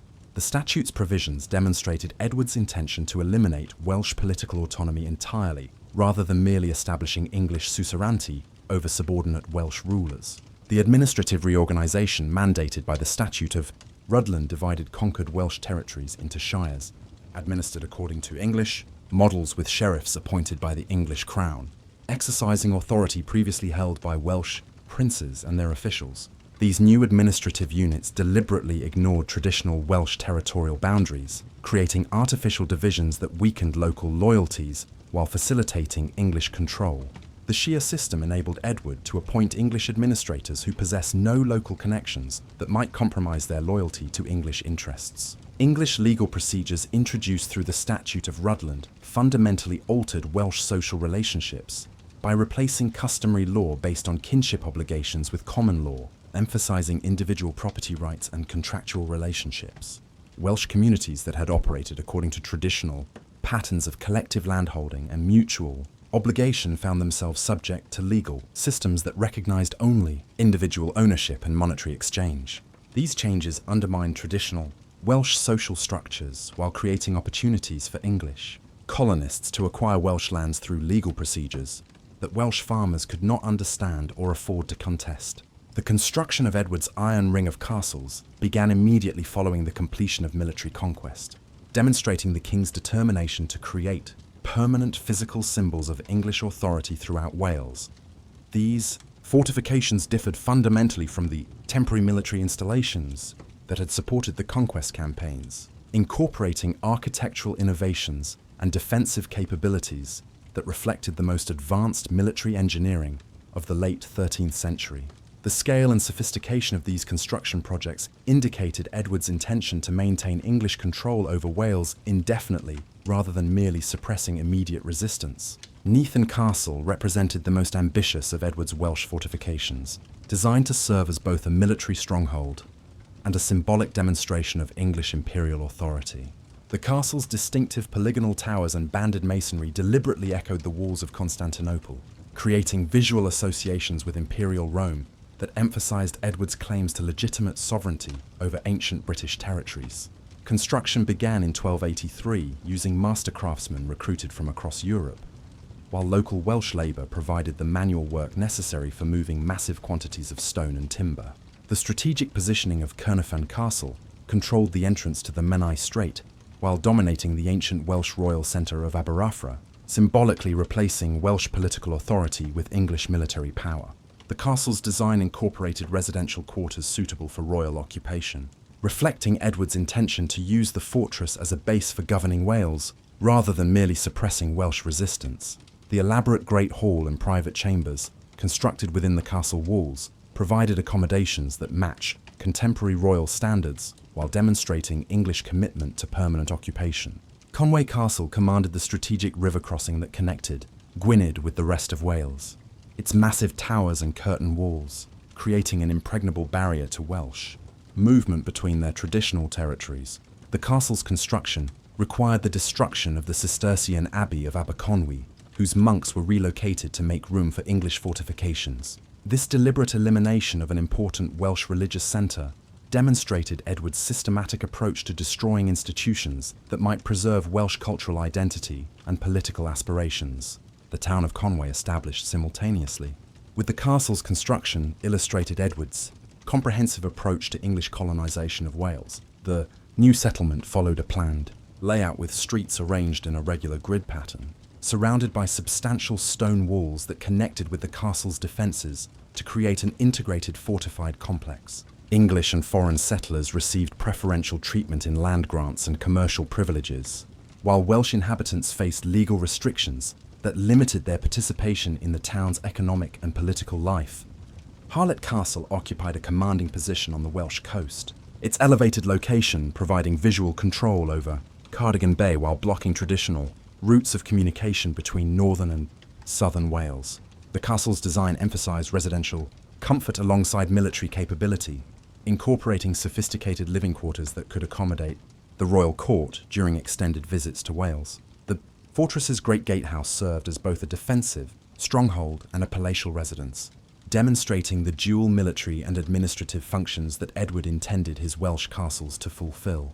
The construction workforce for Harlech Castle included master masons recruited from the ongoing work at Caerhon and Conway, creating consistency in architectural style and defensive capability across Edward's network of Welsh fortifications. Local quarries provided building stone, while timber came from Welsh forests that were systematically harvested to supply construction materials while denying resources to potential Welsh resistance movements. The scale of these construction projects required unprecedented coordination of labour and materials that demonstrated English, organisational capabilities while providing employment for Welsh workers who might otherwise have supported resistance activities.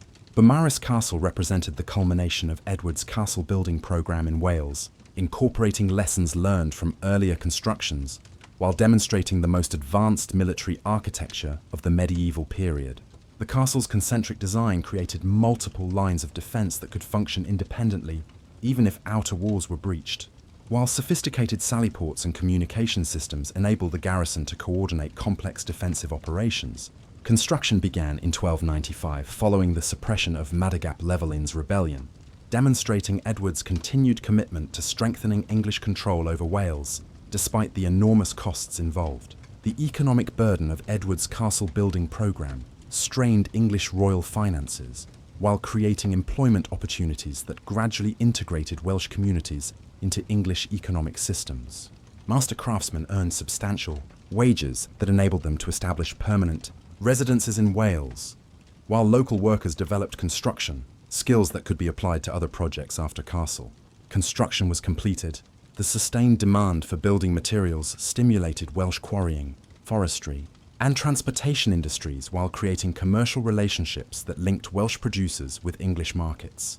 The investiture of Edward's infant son as Prince of Wales at Caernarfon Castle in 1301 established a precedent that transformed the Welsh princely title from a symbol of independent sovereignty into a designation for the heir to the English throne.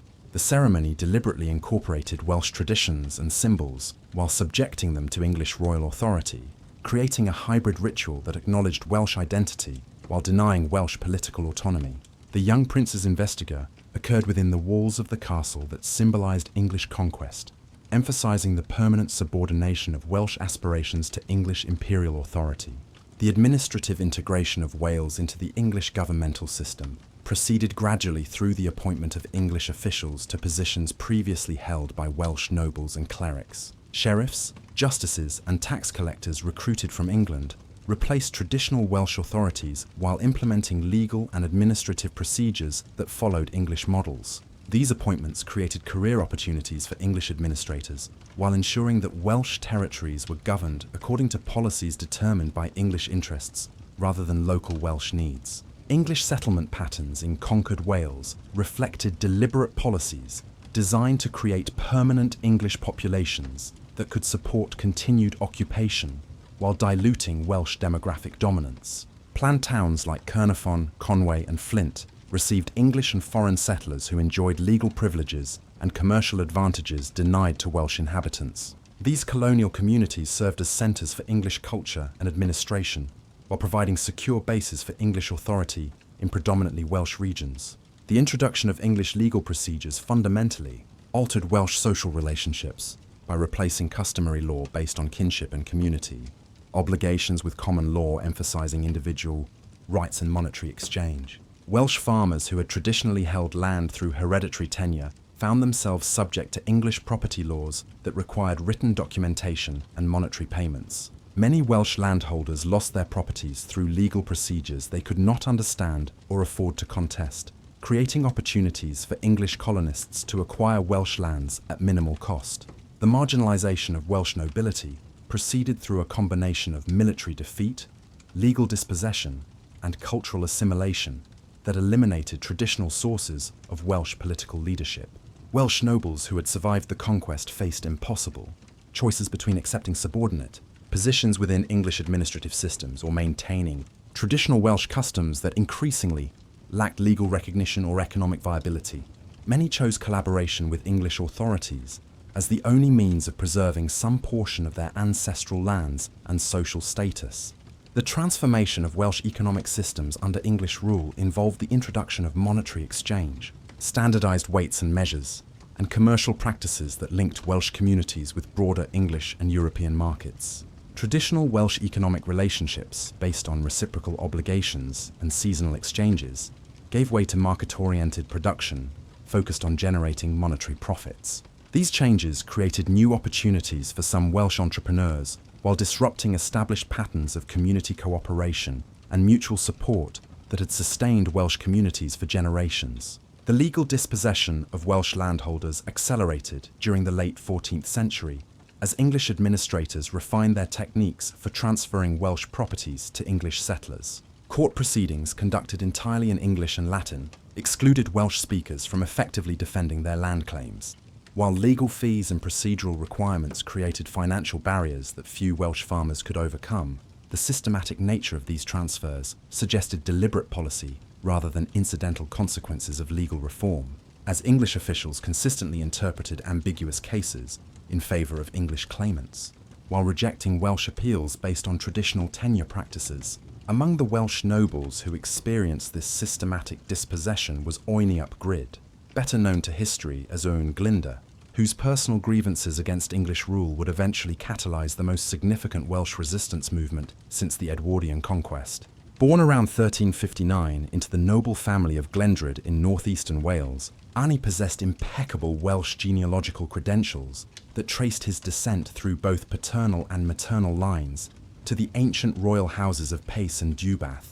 His father, Griffith Fichan, had maintained the family's traditional lands through careful accommodation with English authorities, while his mother, Ellen Ferk Thomas Llewellyn, brought additional territorial claims that connected the family to the broader network of displaced Welsh nobility. Owain's early life reflected the complex cultural position of Welsh nobles under English rule, as he received education that combined traditional Welsh learning with the practical skills necessary for advancement within English administrative and military systems.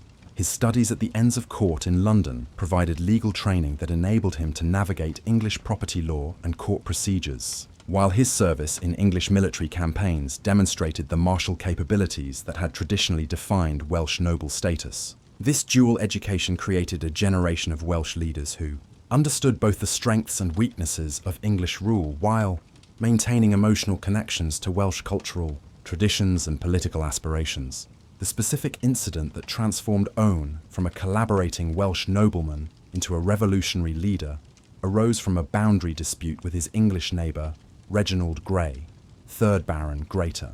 The conflict began in 1400 when Grey claimed portions of Owain's ancestral lands at Glyndwr using English legal procedures to challenge Welsh customary tenure that had been recognised for generations. Grey's position as a marcher lord provided him with significant advantages in English courts, while his personal connections to Henry IV's government ensured favourable consideration of his territorial claims, regardless of their legal merits. The English legal system's handling of Hawaiians' appeals demonstrated the systematic bias that had made accommodation with English rule increasingly impossible for Welsh landholders. English judges consistently ruled in favour of Grey's claims while rejecting evidence based on Welsh legal traditions and genealogical records that would have supported Owen's position under traditional Welsh law. The court's refusal to recognise Welsh customary tenure effectively declared that centuries of Welsh legal precedent possessed no validity within the English system, eliminating any legal protection for Welsh property rights that conflicted with English territorial ambitions. Grey's seizure of the disputed lands proceeded with the full support of English military and administrative authorities who provided armed assistance for evicting Welsh tenants, while installing English settlers on properties that had been continuously occupied by the same Welsh families for generations.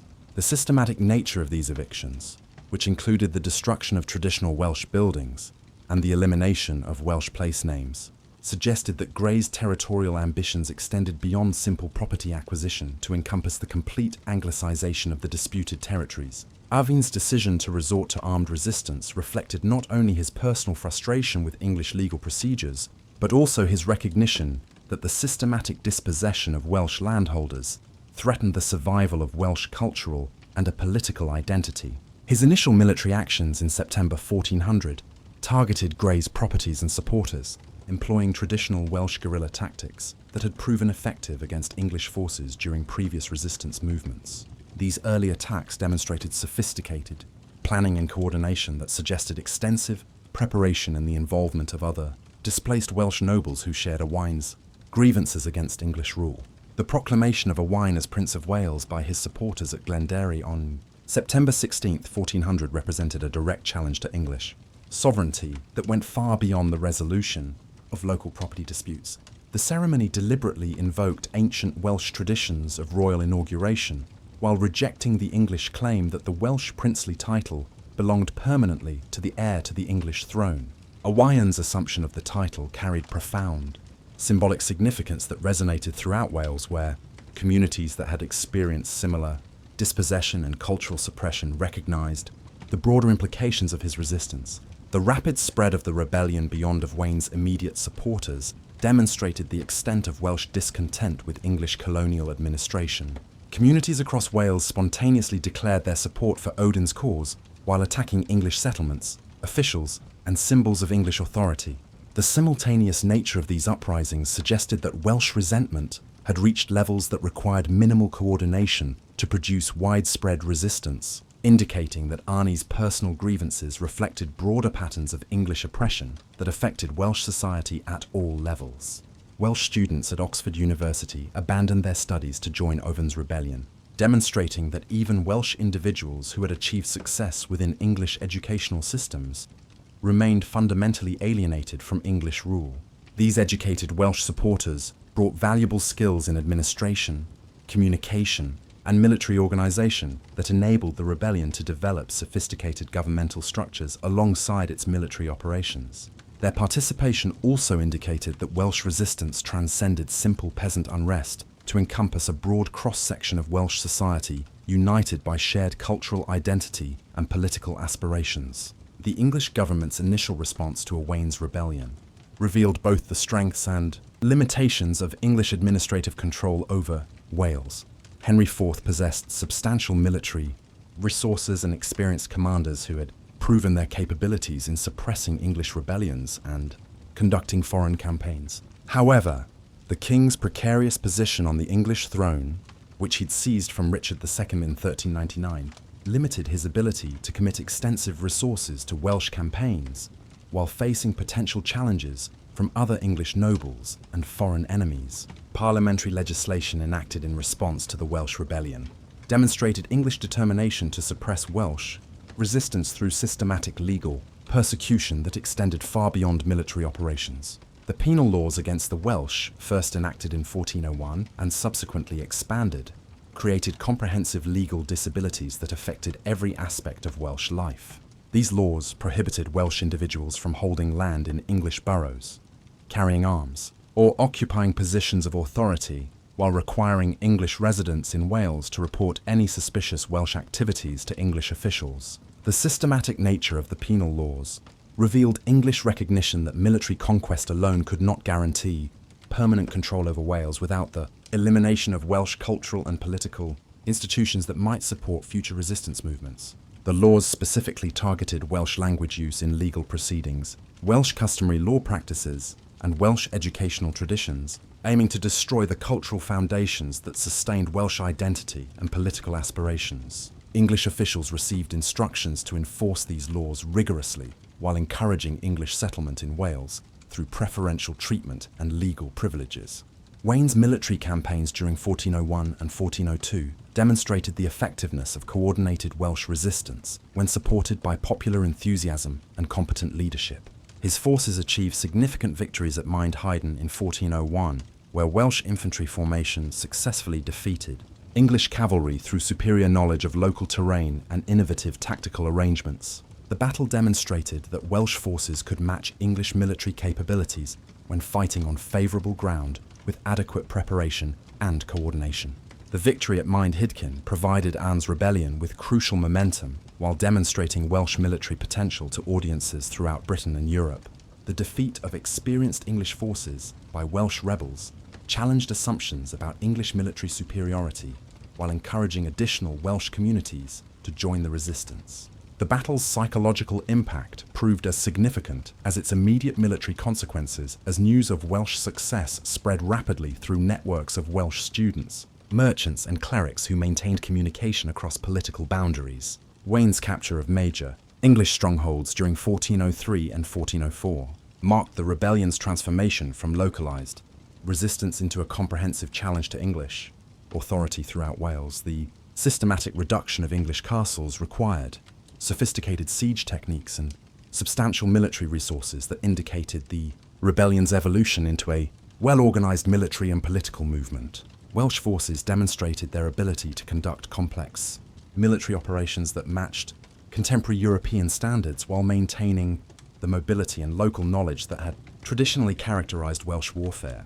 The capture of Hull Castle in 1404 provided Owain with a secure base for establishing the governmental institutions necessary for administering an independent Welsh state.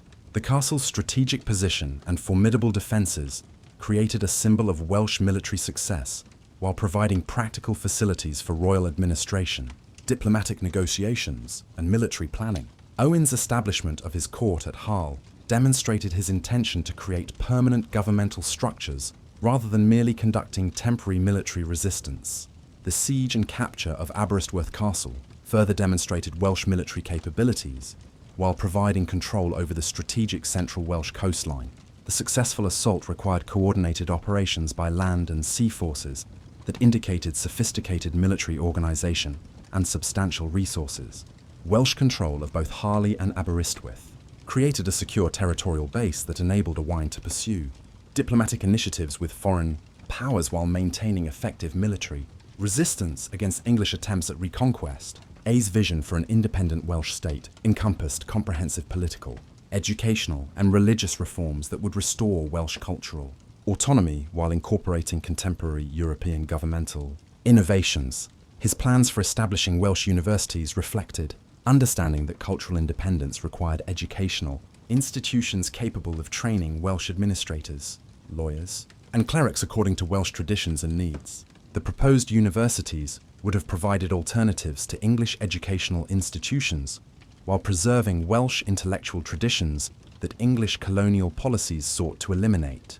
The educational programme envisioned by Owain emphasised the restoration of Welsh language instruction, alongside Latin and other scholarly languages necessary for participation in European intellectual life.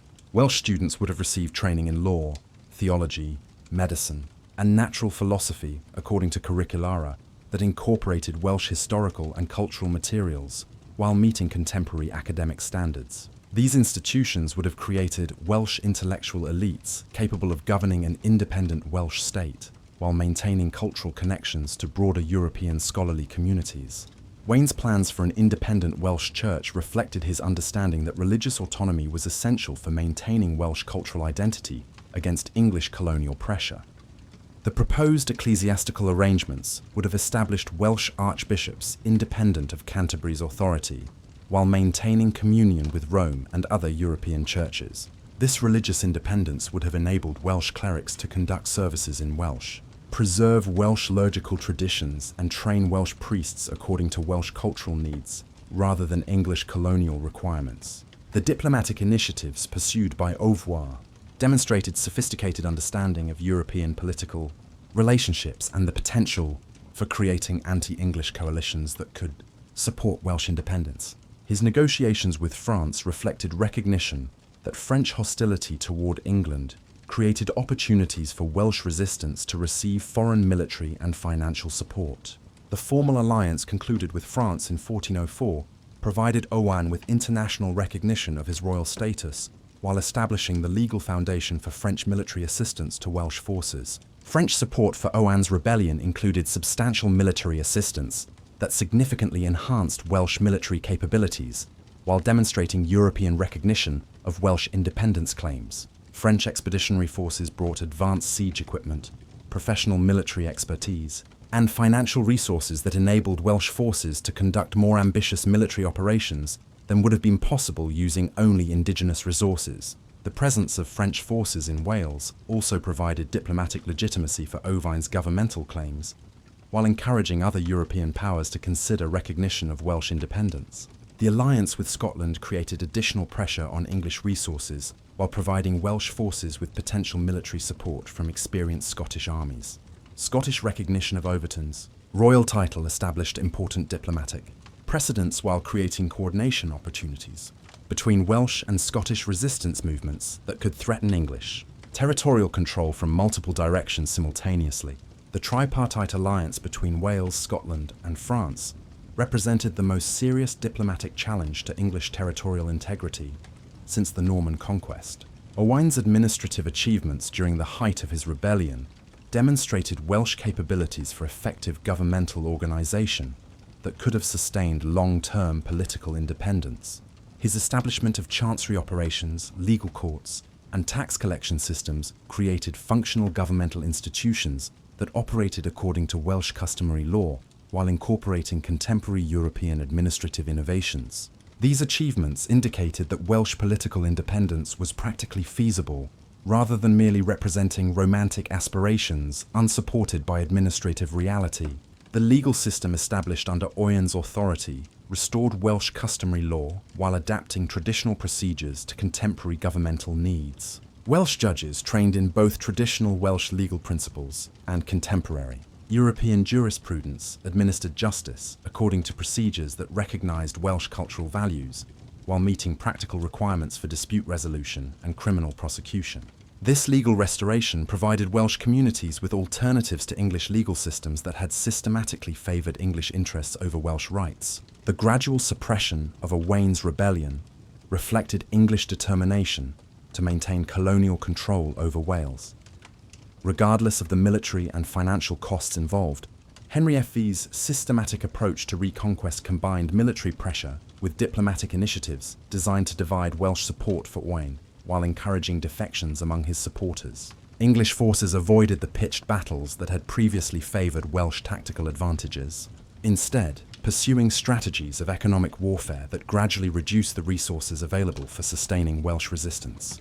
The English strategy of systematic devastation targeted Welsh agricultural production, commercial activities, and population centres that provided support for Owain's military operations. English forces deliberately destroyed crops, livestock, and agricultural infrastructure while preventing Welsh communities from conducting normal economic activities.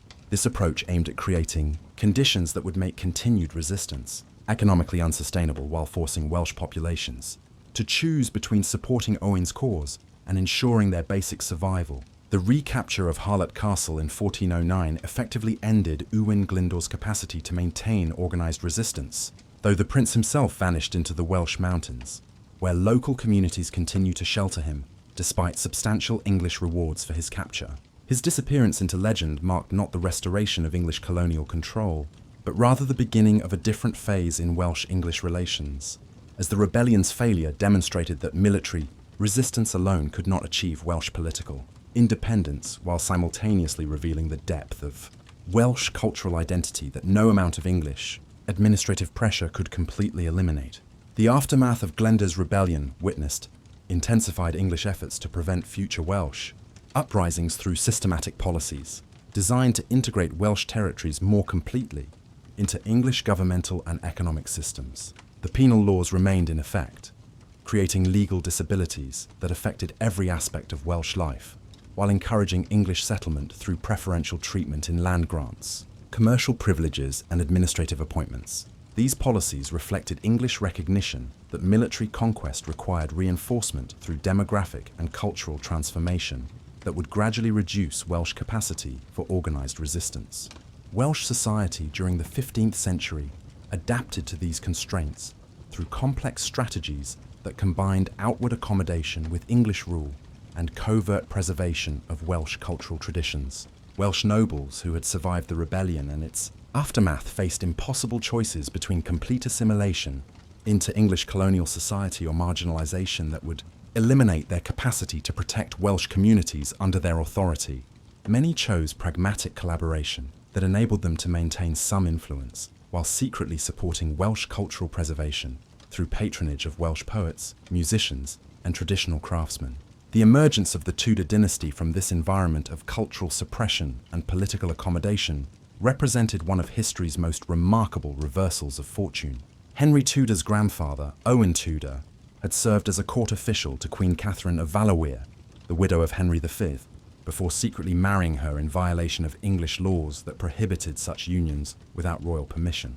This clandestine marriage connected the Tudor family to English royal bloodlines while maintaining their Welsh origins and cultural connections that would prove crucial for their eventual rise to political prominence. Owen Tudor's execution in 1461 following the Battle of Mortimer's Cross demonstrated the precarious position of Welsh families who had achieved prominence within English political systems. His death at the hands of York's forces reflected the broader instability of 15th century English politics, where competing dynastic claims created opportunities for ambitious families while simultaneously threatening their survival when political circumstances shifted. The Tudor family's survival of this crisis and their eventual triumph represented not only personal resilience but also the persistence of Welsh political ambitions despite centuries of English colonial domination. Edmund Tudor, Earl of Richmond, inherited his father's political connections while adding his own diplomatic and military capabilities that positioned the Tudor family as significant players in English dynastic politics. His marriage to Margaret Beaufort brought additional royal connections through her descent from John of Gaunt, creating genealogical claims that would later provide legal justification for Tutter assertions of royal authority. These strategic marriages reflected sophisticated understanding of English political systems while maintaining Welsh cultural identity that would influence Tudor policies toward Wales throughout their dynastic reign. Henry Tutter's birth at Pembroke Castle in 1457 occurred during a period of particular instability, when York's victories had forced Lancastrian supporters to seek refuge in remote Welsh strongholds. His early childhood in Wales provided intimate knowledge of Welsh society, language, and cultural traditions that distinguished him from other English royal claimants who possessed only theoretical connections to Welsh territories. This Welsh upbringing created emotional bonds that would influence Henry's later policies while providing him with networks of Welsh supporters who viewed his success as an opportunity for Welsh political rehabilitation. The political circumstances that enabled Henry Tutter's invasion of England in 1485 reflected broader European diplomatic developments that created opportunities for challenging York's rule through foreign military intervention. French support for Henry's expedition provided not only financial resources and military equipment, but also international legitimacy that encouraged English opponents of Richard to consider supporting the Tudor claimant. Henry's ability to secure French backing demonstrated diplomatic skills that complemented his military capabilities, while indicating European recognition of his potential for successful conquest.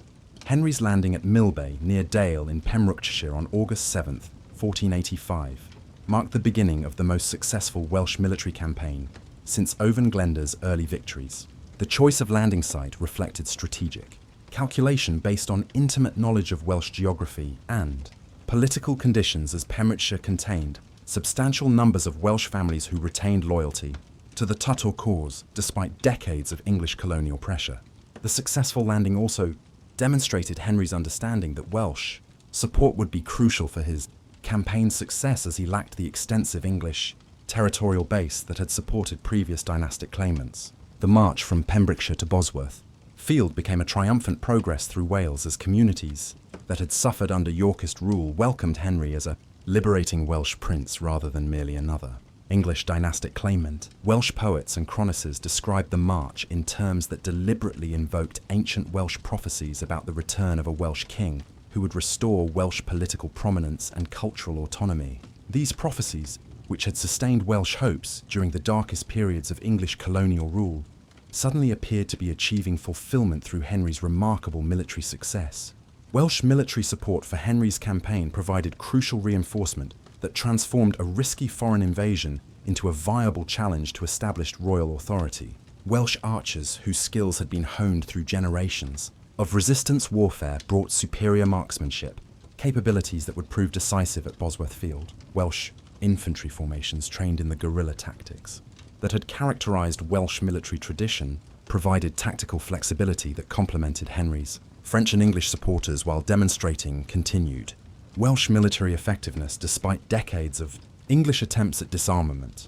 The Battle of Bosworth Field on August 22, 1485, witnessed the convergence of Welsh military tradition with contemporary European warfare in ways that demonstrated the evolution of Welsh tactical capabilities since Glender's rebellion. Welsh longbow bowmen positioned to exploit their superior range and accuracy dominated the initial phases of the battle, while Welsh infantry formations provided crucial support during the decisive cavalry charges that determined the battle's outcome. The death of Richard III under Welsh arrows symbolically completed the reversal of fortune that had begun with Henry's landing in Pembrokeshire just 2 weeks earlier.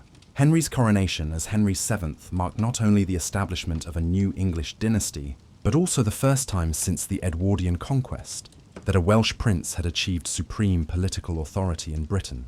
The symbolic significance of this achievement resonated throughout Wales, where communities that had endured centuries of colonial domination suddenly found themselves ruled by a king who spoke Welsh, understood Welsh cultural traditions, and possessed genuine emotional connections to Welsh political aspirations.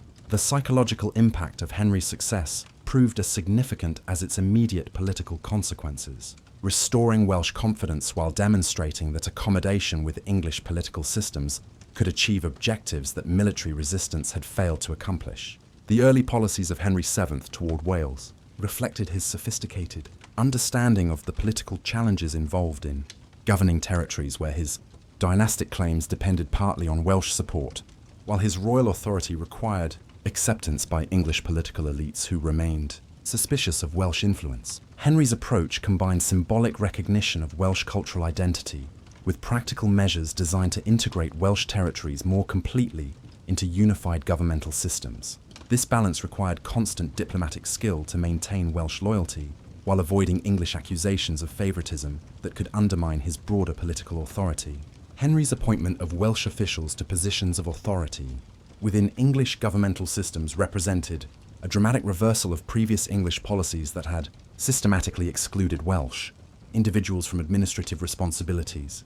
These appointments provided Welsh families with opportunities for advancement that had been denied for centuries, while creating networks of Welsh influence within English institutions. However, Henry carefully balanced these appointments with continued reliance on English administrators, whose loyalty was essential for maintaining political stability throughout his realms. The gradual relaxation of the penal laws during Henry's reign reflected his recognition that systematic legal persecution of Welsh populations was incompatible with his dependence on Welsh political support. The king's policies enabled Welsh individuals to recover properties that had been confiscated during previous periods of rebellion, while restoring legal rights that had been denied since Glendore's uprising. These reforms proceeded cautiously to avoid English accusations of excessive favouritism, while providing tangible benefits that reinforced Welsh loyalty to the Tudor dynasty. Henry's patronage of Welsh cultural activities demonstrated his personal commitment to preserving Welsh traditions while adapting them to contemporary political circumstances. Royal support for Welsh poets, musicians, and chroniclers provided resources for cultural preservation that had been lacking during the previous century of English colonial domination. This patronage also served political purposes by encouraging Welsh cultural figures to celebrate Tudor achievements, while maintaining traditional forms that preserved Welsh cultural identity within the broader framework of English political authority. The marriage of Henry's son Arthur to Catherine of Aragon in 1501 represented the Tudor dynasty's successful integration into European royal networks while maintaining their distinctive Welsh cultural heritage. The elaborate wedding ceremonies at St. Paul's Cathedral demonstrated Tudor wealth and political sophistication while providing opportunities for displaying Welsh cultural traditions to European diplomatic audiences. Arthur's subsequent establishment at Lello Castle as Prince of Wales created a Welsh royal court that combined English administrative efficiency with Welsh cultural traditions in ways that suggested potential models for future governmental arrangements. Arthur's premature death in 1502 eliminated the heir who had been specifically prepared for governing Wales, according to arrangements that balanced English administrative requirements with Welsh cultural expectations. His death forced Henry VII to reconsider succession arrangements while dealing with the broader implications of losing the prince who had been intended to embody the successful fusion of Welsh and English political traditions. The crisis demonstrated the fragility of dynastic arrangements that depended on specific individuals, while highlighting the continued importance of Welsh support for Tudor political survival. Henry VIII's succession in 1509 brought to the throne a king whose Welsh ancestry was equally authentic, but whose cultural formation had been entirely English, creating different dynamics in Welsh-English relations.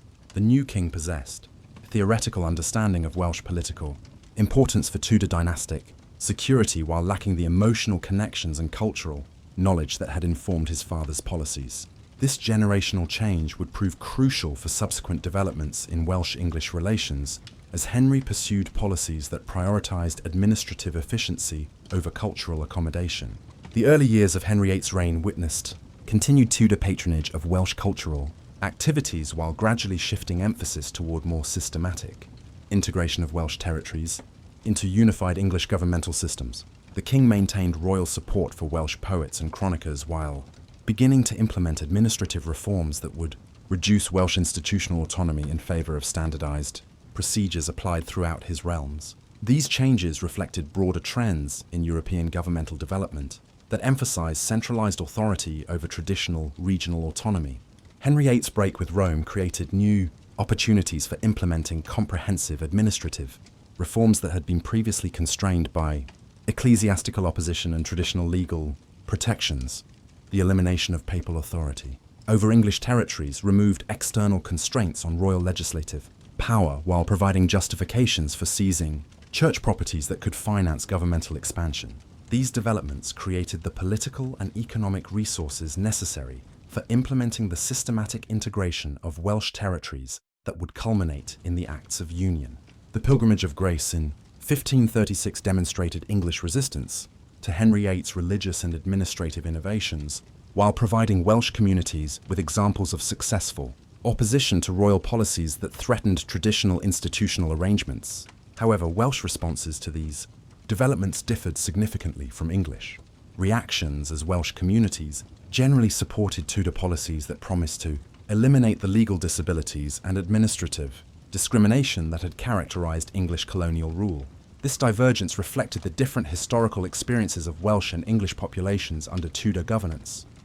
The first Act of Union, passed by the English Parliament in 1536, represented the culmination of Tudor policies toward Wales, while establishing legal frameworks that would govern Welsh-English relations for the next 4 centuries. The Act's provisions formally incorporated Welsh territories into the English kingdom, while establishing administrative and legal systems that promised equal treatment for Welsh and English populations. However, the Act's implementation required the elimination of Welsh legal traditions, governmental institutions, and linguistic practices that had preserved Welsh cultural identity throughout centuries of English colonial domination.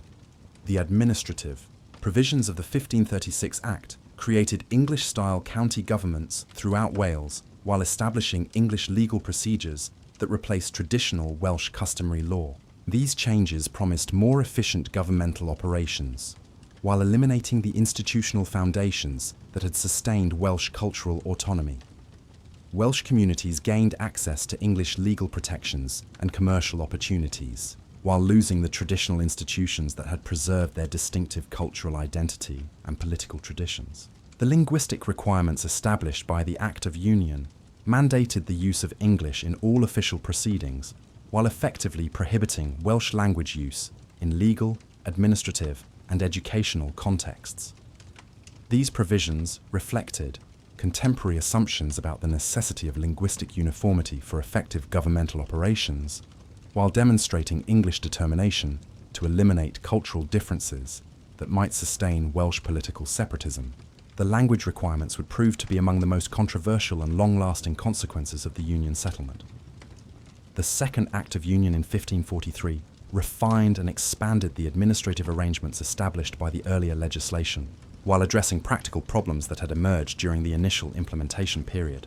The later Act provided more detailed procedures for local government operations, while establishing educational and legal institutions that would complete the integration of Welsh territories into English governmental systems.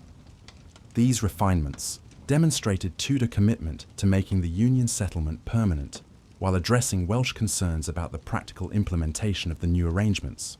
The establishment of the Court of Great Sessions provided Welsh territories with specialised legal institutions that combined English legal procedures with recognition of Welsh geographical and cultural circumstances. This compromise arrangement enabled Welsh communities to access English legal protections while maintaining some institutional distinctiveness that acknowledged their particular needs and traditions. The court's operations would prove crucial for the successful implementation of the Union settlement, while providing models for accommodating regional differences within unified governmental systems. The economic consequences of the Acts of Union created new opportunities for Welsh participation in English and European commercial networks.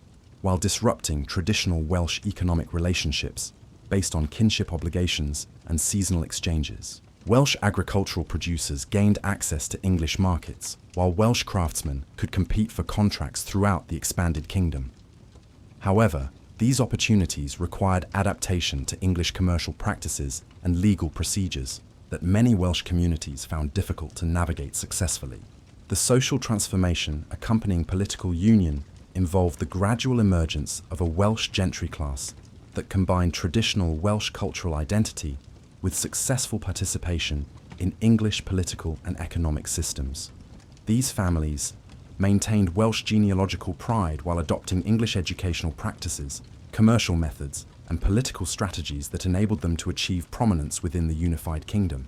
Their success provided models for other Welsh families, while creating new forms of Welsh cultural expression that adapted traditional elements to contemporary circumstances. The Protestant Reformation's impact on Wales proceeded through the systematic replacement of Catholic religious institutions with Protestant alternatives that emphasize vernacular religious instruction and popular participation in religious activities. The dissolution of Welsh monasteries eliminated important centres of Welsh cultural preservation, while providing opportunities for establishing new educational institutions that could serve Welsh communities according to Protestant principles. These changes fundamentally altered Welsh religious life, while creating new possibilities for Welsh cultural development within Protestant frameworks.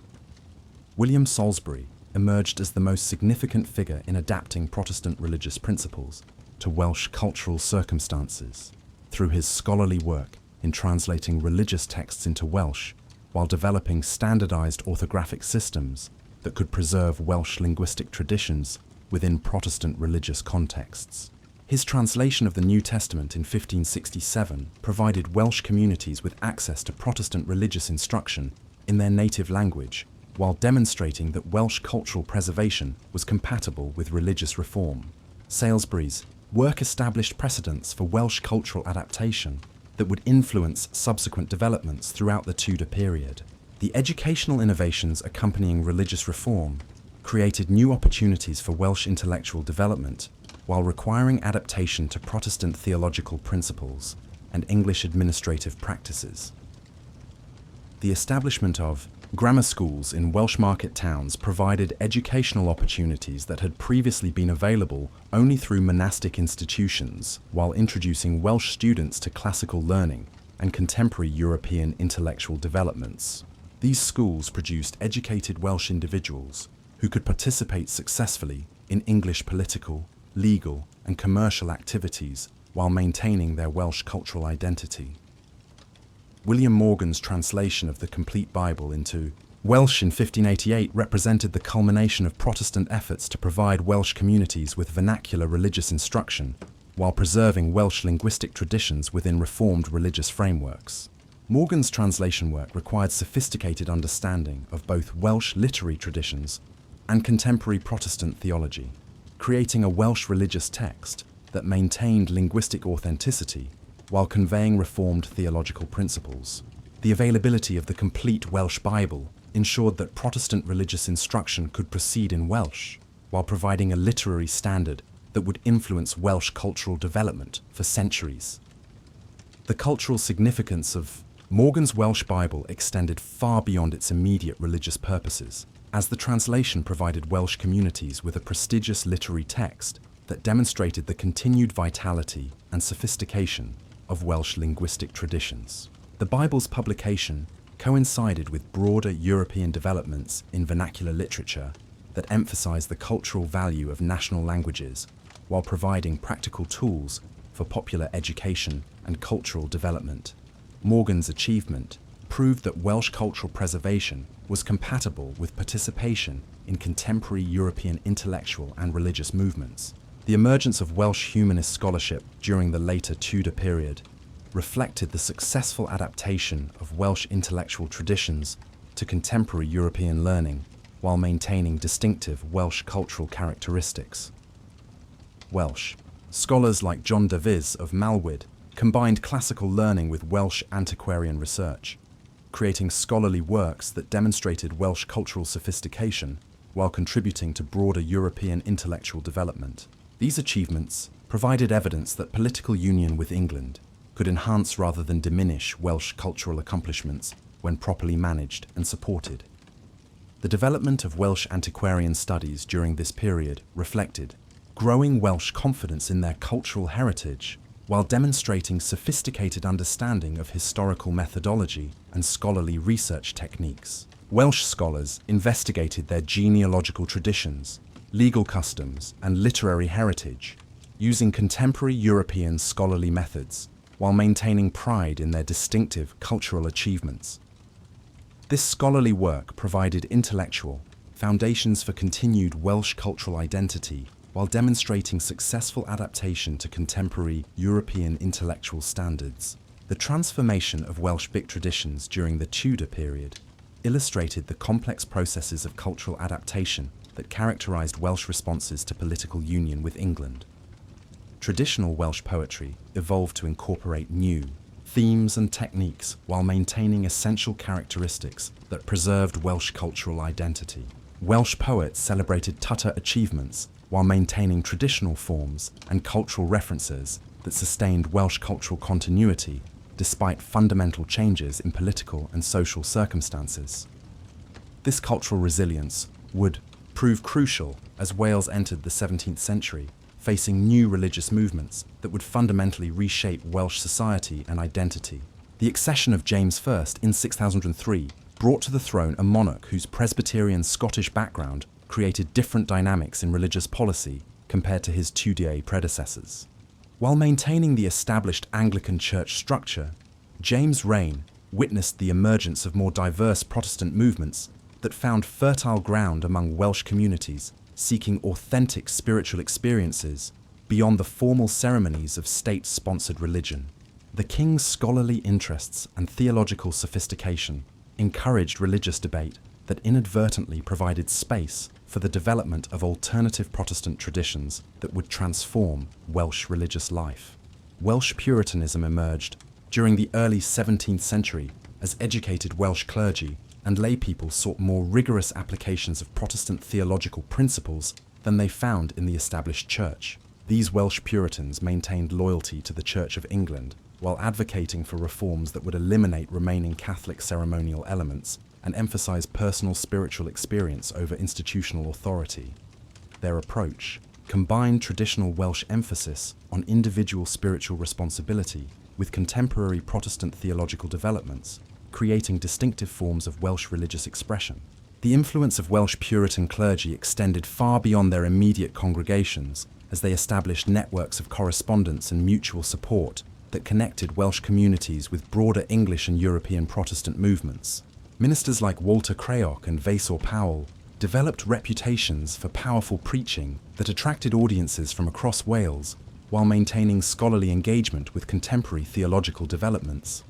Their sermons emphasized personal conversion experiences and practical Christian living in ways that resonated with Welsh cultural values while introducing new forms of religious expression. The Civil War period created unprecedented opportunities for Welsh religious innovation as the collapse of traditional ecclesiastical authority enabled the emergence of independent congregations that operated according to their own theological convictions. Welsh communities that had previously been constrained by Anglican uniformity requirements suddenly found themselves free to experiment with alternative forms of worship, church governance, and theological interpretation. This religious freedom produced remarkable diversity in Welsh Protestant expression, while establishing precedents for religious autonomy that would influence Welsh Christianity for centuries. Baptist churches appeared in Wales during the 1640s as Welsh communities embraced believers' baptism and congregational church governance that emphasized local autonomy over hierarchical ecclesiastical control. The first Welsh Baptist congregation, established at Ilston in Gower around 1649, represented a radical departure from traditional Anglican parish structures while maintaining essential Protestant theological principles. These early Baptist communities attracted members from diverse social backgrounds who shared commitment to adult baptism and democratic church governance that reflected broader democratic impulses of the revolutionary period. The theological principles underlying Welsh Baptist development emphasized individual spiritual experience and congregational autonomy in ways that complemented traditional Welsh cultural values regarding personal responsibility and community self-governance. Baptist rejection of infant baptism required adult conversion experiences that created more intentional Christian communities, while their congregational polity enabled local churches to adapt their practices to Welsh cultural circumstances. These innovations proved particularly attractive to Welsh communities that valued both spiritual authenticity and cultural autonomy. Independent congregations, also known as Congregationalists, emerged simultaneously with Baptist churches while maintaining different theological positions regarding baptism and church membership. Welsh independence emphasized the autonomy of local congregations while practicing infant baptism and maintaining more inclusive membership policies than their Baptist counterparts. Their theological approach combined Calvinist doctrinal positions with democratic church governance that enabled Welsh communities to maintain Protestant orthodoxy while exercising local religious autonomy. The proliferation of independent churches throughout Wales during the interregnum reflected the movement's successful adaptation to Welsh social and cultural circumstances.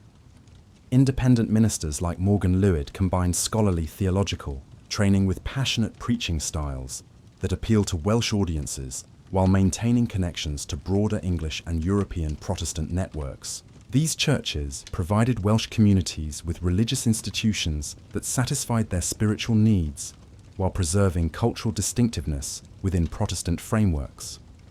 The restoration of Charles II in 1660 brought renewed pressure for religious conformity that threatened the independent Protestant churches that had flourished during the Commonwealth period. The Act of Uniformity in 1662 required all ministers to accept Anglican ordination and liturgical practices, forcing Welsh Puritan clergy to choose between conformity and ejection from their parishes.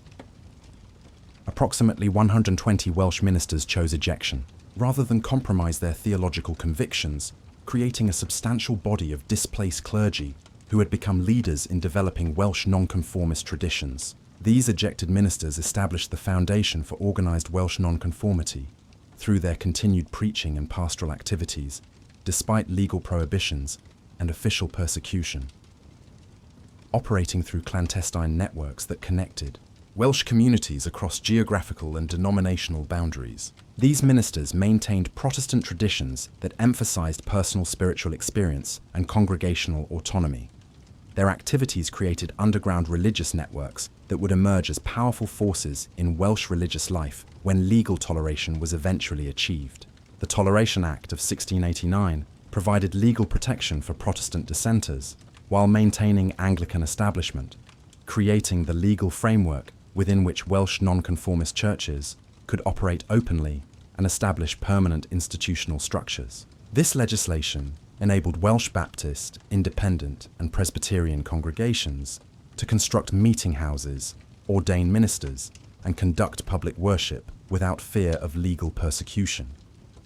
The immediate response demonstrated the extent of Welsh commitment to nonconformist principles as communities throughout Wales established chapels and called ministers to serve congregations that had maintained their existence through decades of legal disability. Welsh chapel construction during the late 17th and early 18th centuries reflected both the growing prosperity of nonconformist communities and their commitment to creating distinctive architectural expressions of their theological principles.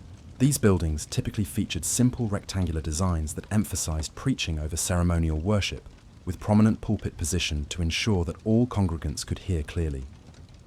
The absence of elaborate decoration or liturgical furniture reflected nonconformist theological emphasis on spiritual rather than ceremonial worship while creating distinctively Welsh religious architecture. The social composition of Welsh nonconformist congregations revealed the movement's broad appeal across different economic and educational levels of Welsh society.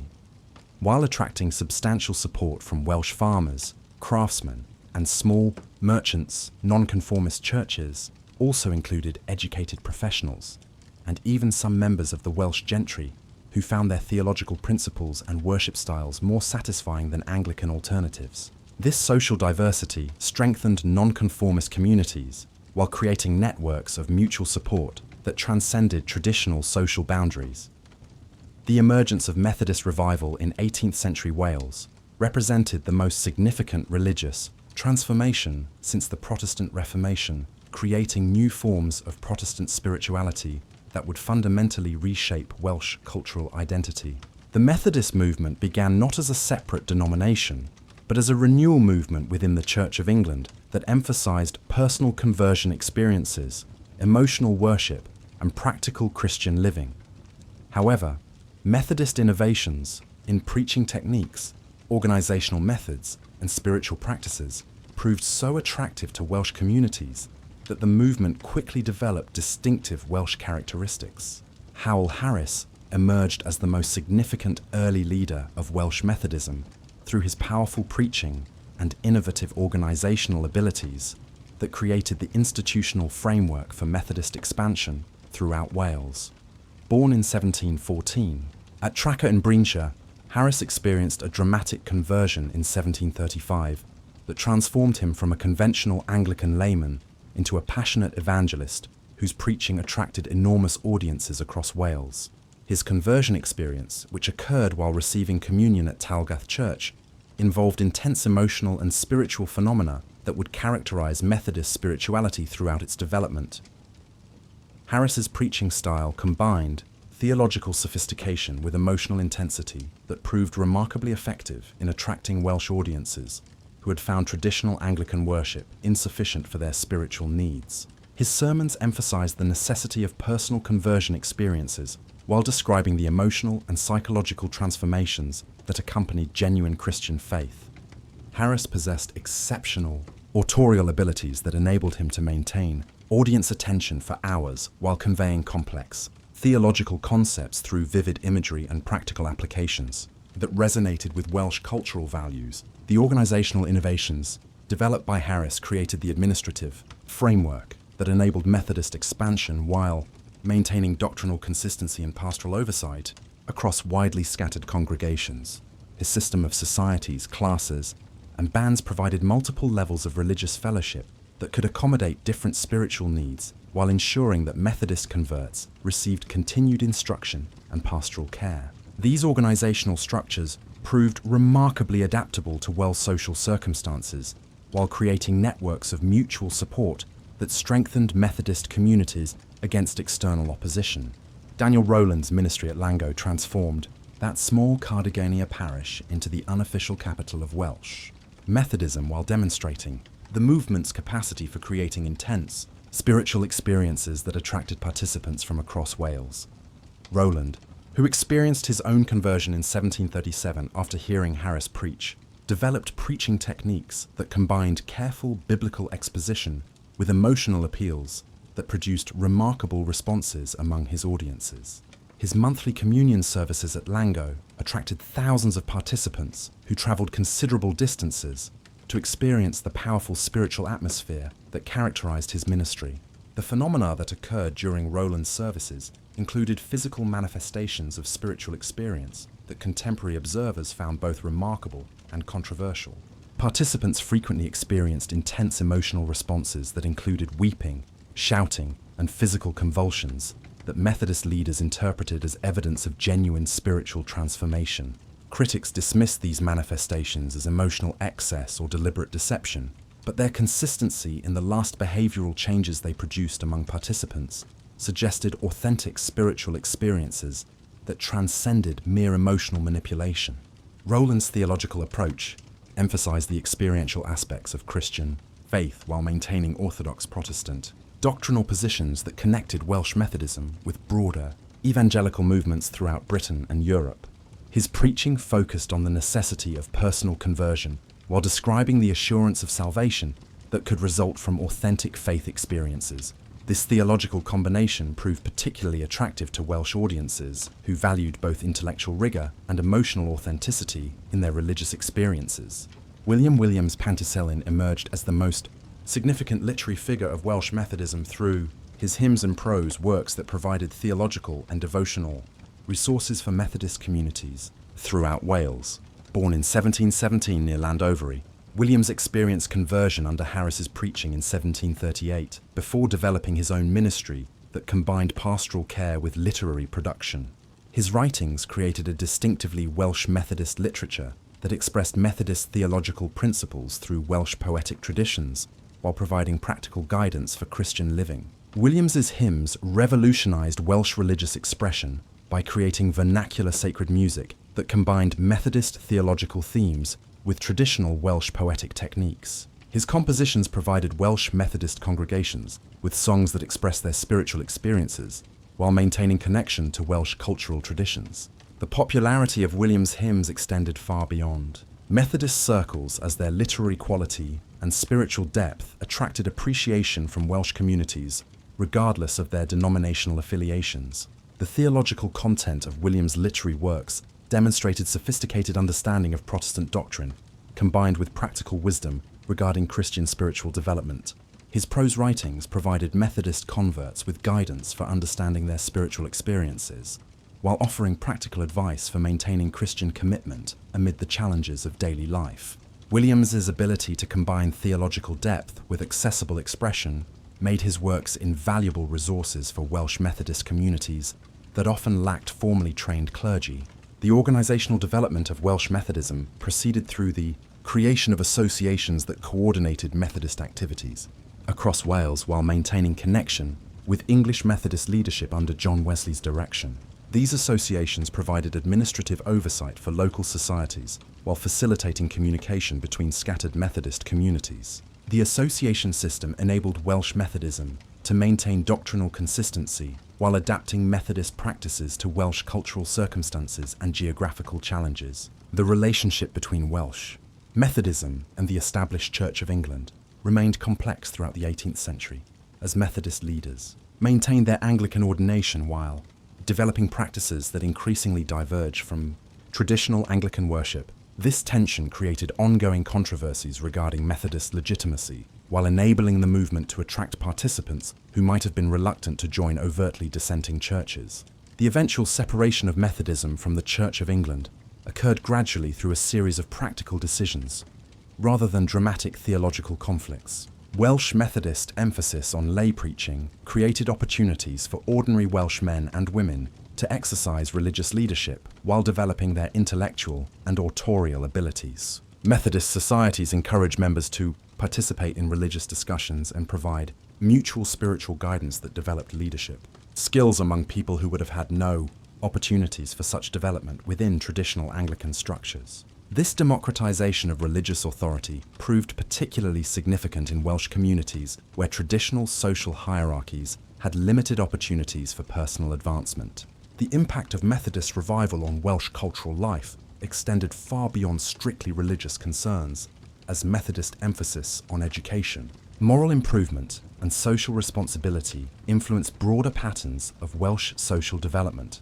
Methodist societies established schools, libraries, and mutual aid organisations that provided practical benefits while promoting values that would shape Welsh community life for generations. The movement's emphasis on personal responsibility and moral improvement complemented traditional Welsh cultural values while providing new institutional frameworks for their expression. The industrial transformation of Wales began during the mid-18th century as entrepreneurs recognised the commercial potential of Welsh mineral resources that had been exploited on small scales for centuries. The convergence of abundant iron ore, coal deposits, limestone, and water power in South Wales created ideal conditions for iron production using new technological innovations that dramatically increased output while reducing production costs. These developments attracted substantial capital investment from English and Welsh entrepreneurs who established ironworks that would transform Welsh society and economy. The Dalais Ironworks, established near Mura Tydfil in 1759, represented the beginning of large-scale industrial development in Wales through its systematic exploitation of local mineral resources using contemporary technological innovations. The work's founders, including John Guest and Isaac Wilkinson, brought capital and technical expertise that enabled them to construct blast furnaces and associated facilities that could produce iron on unprecedented scales. The location's advantages included proximity to iron ore deposits, abundant coal for fuel, limestone for flux, and water power for operating machinery.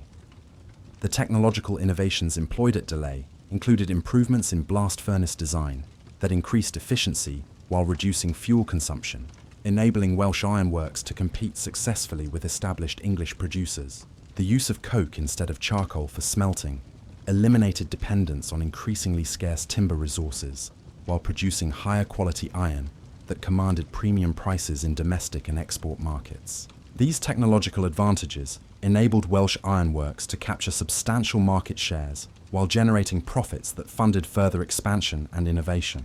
The labour requirements of the expanding ironworks created unprecedented demand for workers that attracted migrants from across Wales and beyond, fundamentally altering the demographic composition of previously rural areas. Agricultural workers from Welsh farming communities provided much of the initial labour force, bringing traditional Welsh cultural practices to emerging industrial settlements while adapting to unfamiliar working conditions and social relationships. The concentration of workers in company-built housing created new forms of community organisation that combined traditional Welsh cultural elements with industrial social structures. The Caffa Iron Works, established by Anthony Bacon in 1765, demonstrated the rapid expansion of Welsh iron production as entrepreneurs competed to exploit the region's mineral advantages. Bacon's works employed innovative production techniques that included the use of steam power for operating blast furnace bellows, reducing dependence on water power while enabling more consistent production schedules. The work's success attracted additional investment that funded expansion into related industries, including coal mining and transportation infrastructure. The social consequences of industrial development in Merthyr Tydfil included the creation of Wales's first industrial town, where traditional rural social relationships gave way to new patterns of class organisation based on industrial employment rather than agricultural tenure.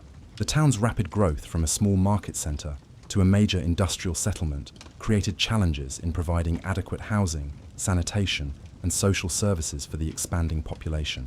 These problems would become characteristic of Welsh industrial development as traditional community structures proved inadequate for managing rapid urbanisation.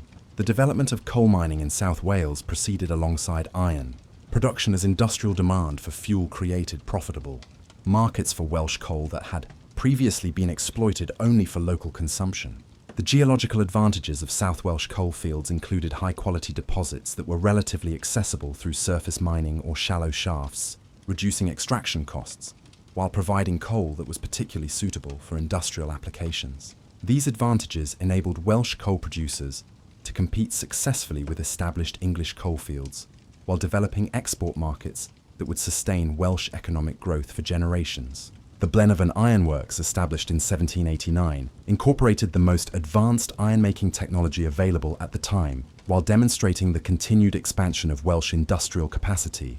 The works employed innovations that included improved blast furnace designs and more efficient fuel utilization that reduced production costs while increasing output quality.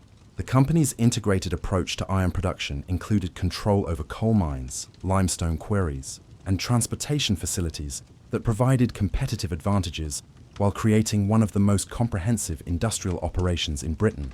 The workforce development at Benavon illustrated the social transformations accompanying Welsh industrialisation as traditional craftsmen adapted their skills to industrial production, while new categories of specialised workers emerged to operate complex machinery.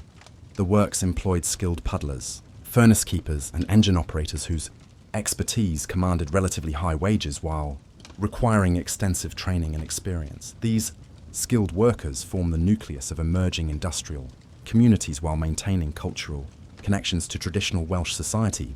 The transportation improvements necessitated by industrial development included the construction of canals, tramroads, and improved highways that connected Welsh industrial centres with domestic and export markets.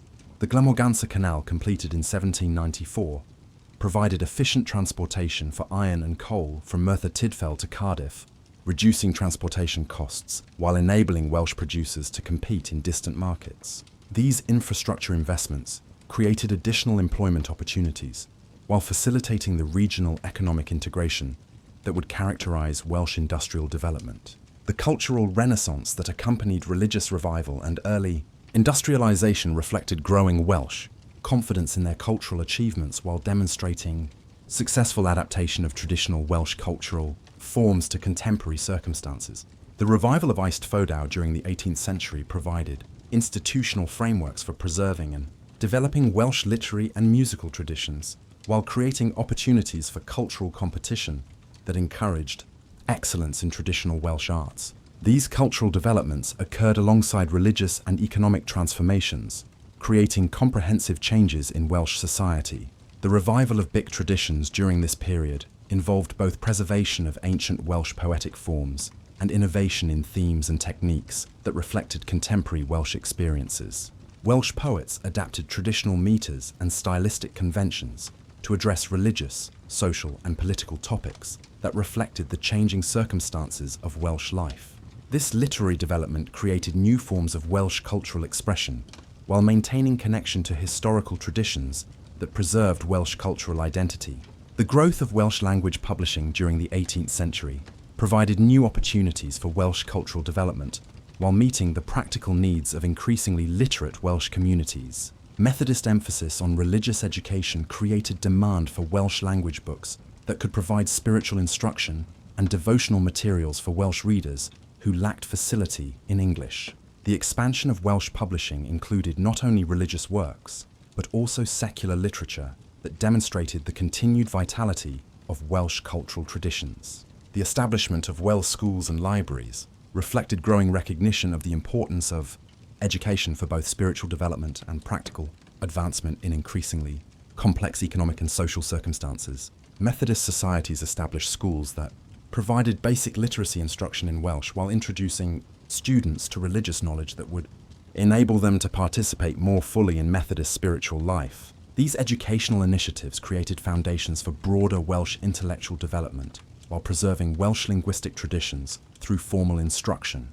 As the 19th century dawned, these educational foundations would prove crucial as Wales underwent the most dramatic economic transformation in its history, evolving from a predominantly agricultural society into one of the world's most important industrial regions. The explosive growth of coal mining in South Wales began in earnest around 1800 as technological innovations and expanding markets created unprecedented demand for Welsh coal. The development of steam engines for manufacturing and transportation required high-quality coal that burned efficiently while producing maximum heat output. Welsh steam coal, particularly from the Rhondda valleys, possessed ideal characteristics, including low ash content, high calorific value, and clean burning properties that made it superior to most English alternatives. These geological advantages, combined with relatively accessible deposits, positioned Wales to become a dominant force in global coal markets throughout the 19th century. The opening of the Rhondda valleys to large-scale coal extraction transformed previously isolated agricultural communities into bustling industrial centres within a single generation. The first major colliery in the Rhondda Valley opened at Deuce in 1812, followed by systematic development that saw dozens of mines operating by mid-century. Each new colliery required substantial capital investment for sinking shafts, installing winding gear, constructing surface buildings, and developing the transportation infrastructure necessary to move coal to markets. The scale of these investments attracted major English capitalists who possessed the financial resources necessary for such ambitious undertakings. The geological structure of South Welsh coalfields enabled the development of deep mining techniques that accessed coal seams hundreds of feet below ground level. Welsh miners developed expertise in shaft sinking through challenging geological formations, including hard rock and water-bearing strata that required sophisticated engineering solutions. The construction of pithead frames, winding engines, and ventilation systems employed the most advanced mining technology available, while creating distinctive industrial landscapes that would characterize Welsh valleys for generations. These technological achievements demonstrated Welsh adaptation to industrial methods while creating new forms of skilled employment that attracted workers from across Britain and Ireland. The expansion of iron production built upon 18th century foundations while incorporating technological innovations that dramatically increased output and improved product quality. The introduction of hot blast furnaces at Welsh ironworks during the 1830s reduced fuel consumption while enabling the use of lower-grade raw materials, significantly reducing production costs and increasing competitiveness in domestic and export markets. Welsh iron masters like the Guest family at Delay invested heavily in these technological improvements while expanding their operations to include coal mining, limestone quarrying, and finished iron products that commanded premium prices. The development of the puddling process at Welsh ironworks enabled the production of wrought iron with superior working properties compared to earlier cast iron products. This technological advance required skilled workers who understood the complex chemical and physical processes involved in converting pig iron into malleable wrought iron suitable for manufacturing applications. Welsh ironworks attracted experienced puddlers from Staffordshire and other English iron-producing regions, while training local workers in these specialised techniques. The concentration of skilled iron workers in South Wales created centres of technical expertise that facilitated continued innovation and expansion. The integration of iron and coal production created synergies that enhanced the efficiency and profitability of both industries, while establishing South Wales as a major centre of heavy industry. Ironworks owners acquired coal mines to ensure reliable fuel supplies, while coal companies invested in iron production to create additional markets for their output. This vertical integration enabled Welsh industrial enterprises to control their supply chains while achieving economies of scale that provided competitive advantages over less integrated competitors. The Guest family's operations at Dalai exemplified this integrated approach, combining iron production with coal mining, limestone quarrying, and transportation facilities. The construction of the Taffrail Railway in 1841 revolutionised transportation between South Welsh industrial centres and Cardiff docks, dramatically reducing the cost and time required to move coal and iron products to markets. The railway's construction through the challenging terrain of the Taff Valley required substantial engineering expertise, including the construction of viaducts, tunnels, and embankments that demonstrated Welsh adaptation to railway technology. The line's success encouraged additional railway construction that connected industrial valleys with coastal ports, while facilitating the movement of raw materials between different production centres. The development of Cardiff as Wales's major port reflected the city's strategic position for exporting South Welsh coal and iron products to domestic and international markets. The construction of the Butt Dock in 1839 provided modern port facilities capable of handling the increasing volume of Welsh exports while accommodating larger ships that could transport Welsh products to distant markets more efficiently. The Marquis of Butt's investment in dock, construction and related infrastructure demonstrated the profitability of Welsh industrial exports while creating the transportation links necessary for continued expansion. The expansion of steel production during the mid-19th century represented the next phase of Welsh industrial development as technological innovations enabled the production of steel with superior properties compared to wrought iron. The introduction of the Bessemer process at Welsh Works during the 1860s enabled large-scale steel production while reducing costs sufficiently to make steel competitive. With iron for many applications, Welsh Steel works at locations including EBU Vale and Port Talbot incorporated the most advanced steelmaking technology while maintaining the integrated approach that had characterised Welsh iron production. Mass migration patterns fundamentally altered Welsh demographic composition as industrial development created employment opportunities that attracted workers from across Britain and Ireland. The population of Glenmorgan increased from approximately 70,000 in 1801 to over 300,000 by 1851, with much of this growth concentrated in industrial towns that had barely existed. At the century's beginning, Merthyr Tydfil grew from a small market town of 8,000 inhabitants in 1801 to become Wales's largest town with over 46,000 residents by 1851, demonstrating the dramatic pace of industrial urbanisation.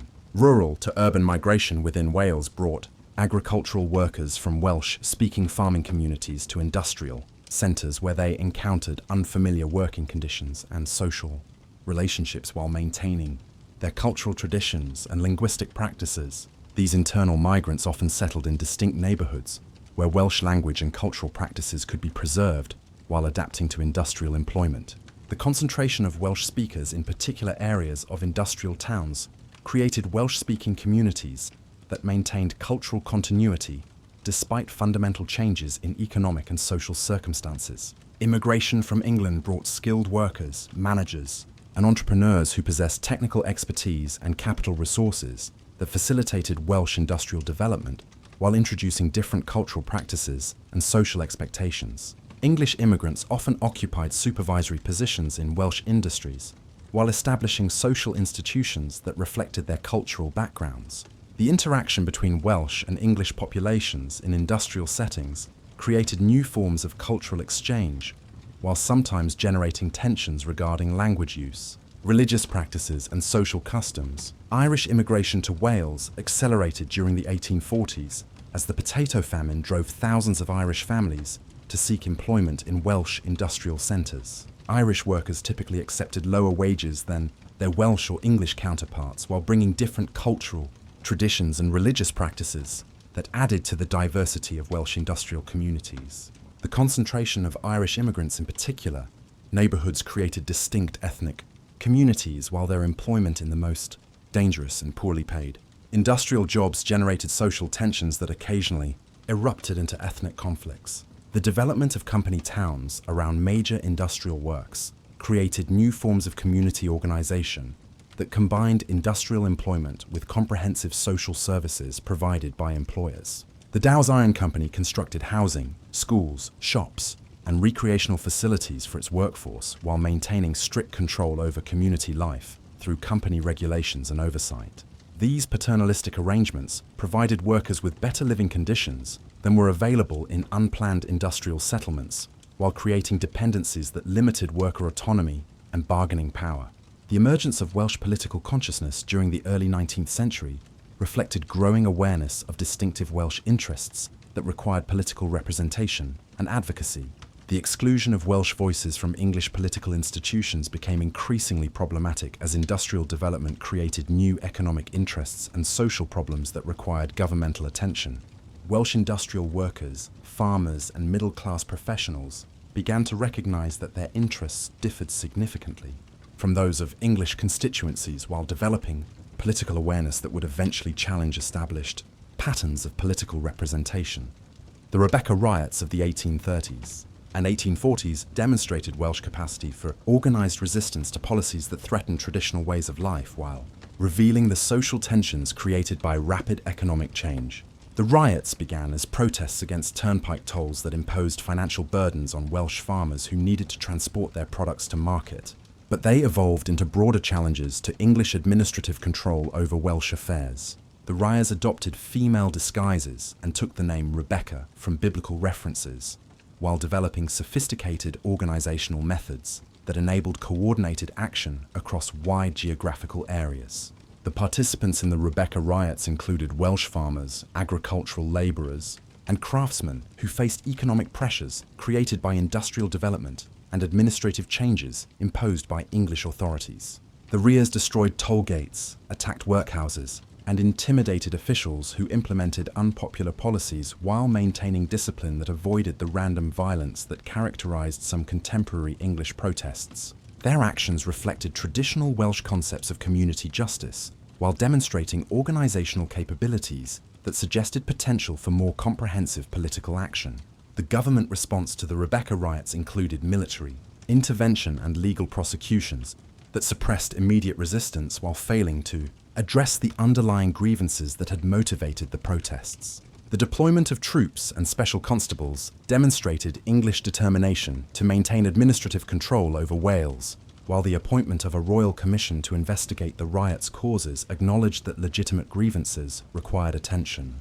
The Commission's report recommended administrative reforms that addressed some Welsh concerns while maintaining English political control over Welsh affairs. The Chartist movement attracted substantial wealth support during the 1830s and 1840s as industrial workers and middle class reformers embraced demands for democratic political representation that would enable Welsh communities to influence governmental policies affecting their interests.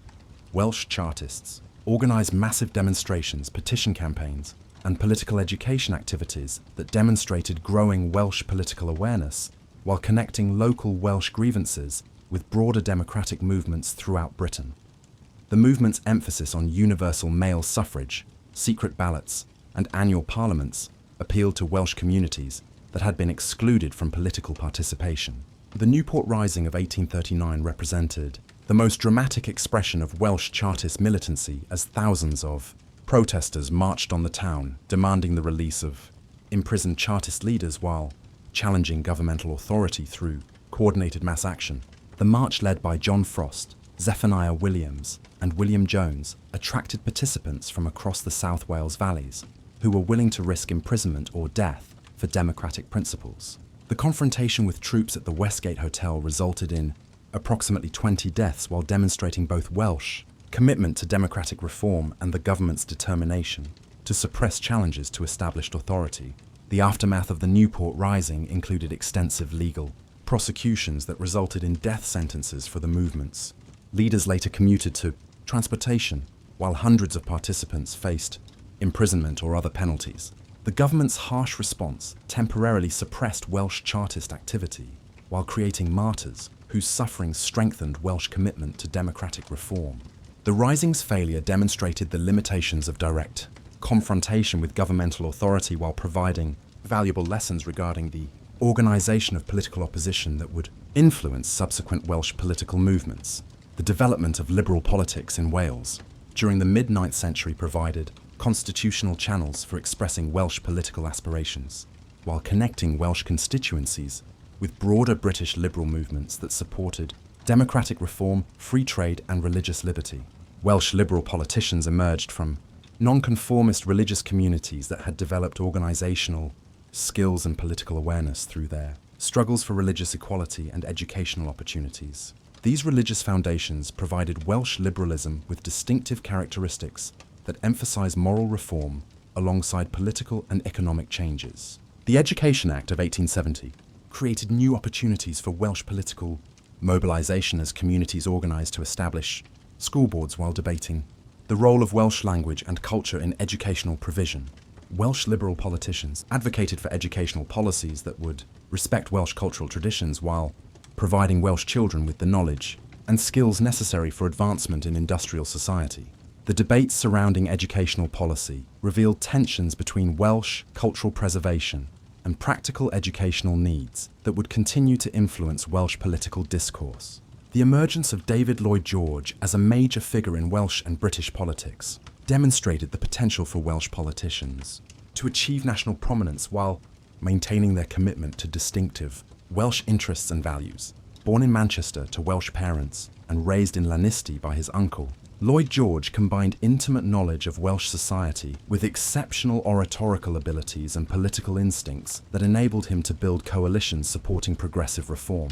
His early legal career defending Welsh farmers against English landlords established his reputation as a champion of Welsh interests while developing his understanding of the legal and political system he would later help reform.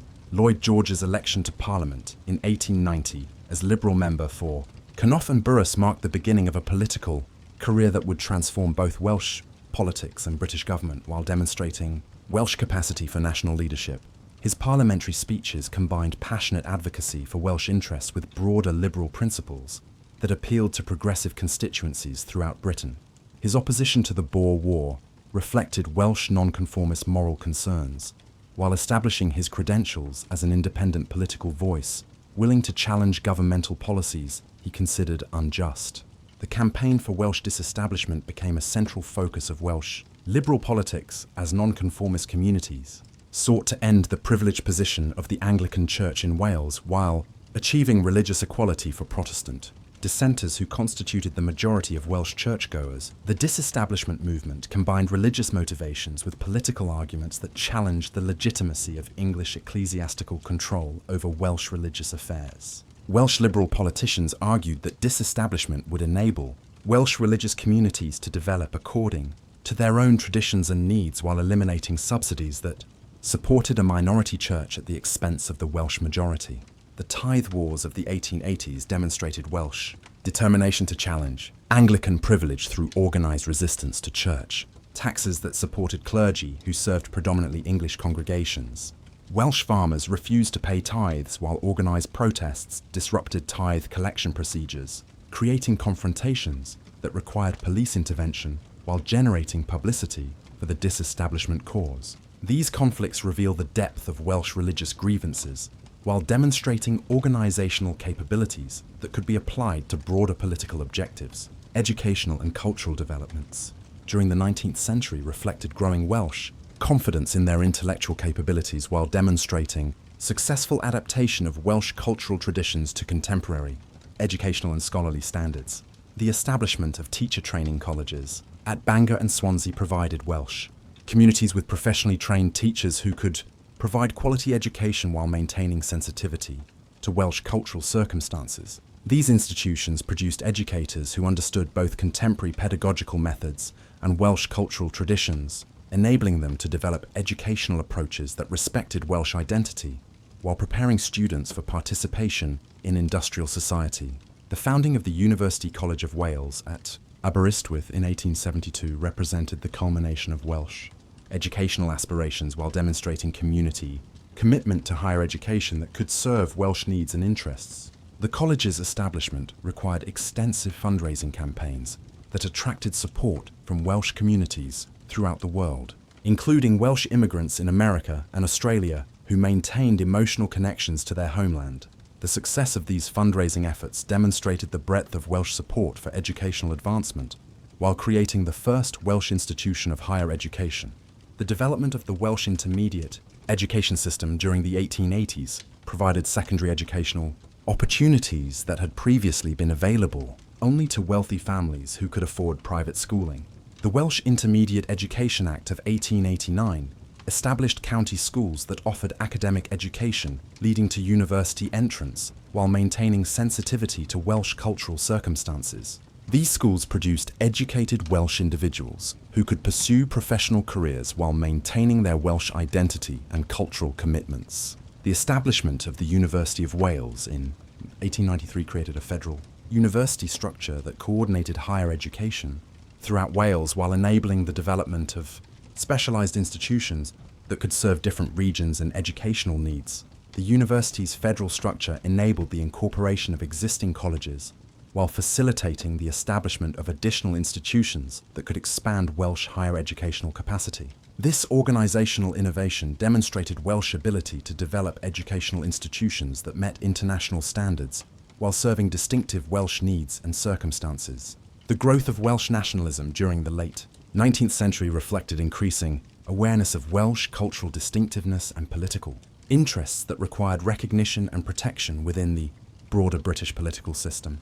Welsh nationalist sentiment drew upon romantic literary movements that celebrated Welsh historical achievements while addressing contemporary concerns about cultural preservation and political representation.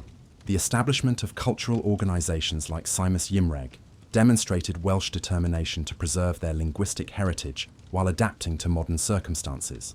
The revival of the National Eisteddfod as an annual cultural festival provided institutional frameworks for celebrating Welsh literary and musical achievements while encouraging continued cultural development that maintained connection to historical traditions. The Eisteddfod's competitive structure encouraged excellence in Welsh poetry, music, and oratory, while creating opportunities for Welsh cultural figures to achieve recognition and influence. These cultural celebrations demonstrated Welsh pride in their achievements while providing inspiration for continued cultural development. The development of Welsh language. Journalism during the 19th century provided new opportunities for Welsh cultural expression while creating forums for political discussion and cultural debate that strengthened Welsh intellectual life.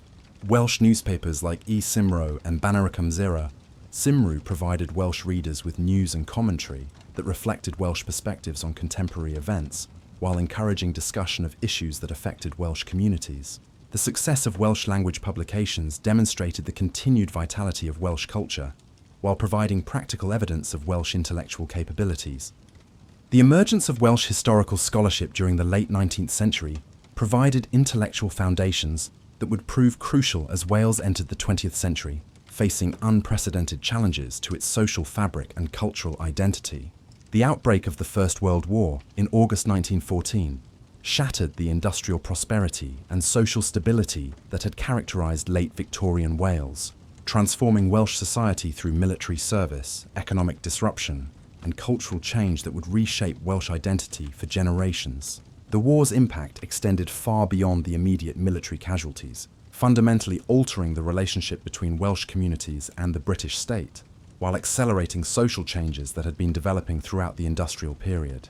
Welsh recruitment for military service proceeded with remarkable enthusiasm during the war's early months as communities across Wales responded to calls for volunteers with patriotic fervour that reflected both loyalty to Britain and confidence in Welsh martial traditions.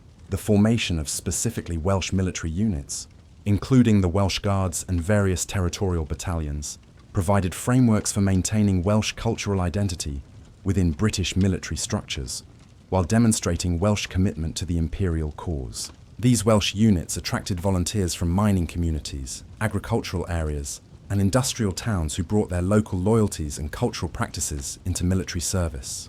The 38th Welsh Division represented the largest specifically Welsh military formation, comprising territorial and volunteer battalions drawn from communities throughout Wales. The division's composition reflected the social diversity of early 20th century Wales, including miners from the South Wales valleys, farmers from rural counties, and clerks from expanding commercial centres. The men who joined these battalions brought with them the chapel-going respectability, political awareness, and cultural pride that had characterised Welsh society during the previous century, creating military units with distinctive cultural characteristics that set them apart from English formations. The Battle of Mammoth Wood in July 1916 became the defining military experience for Welsh forces during the First World War, as the 38th Welsh Division faced the challenge of capturing heavily fortified German positions during the Esso offensive.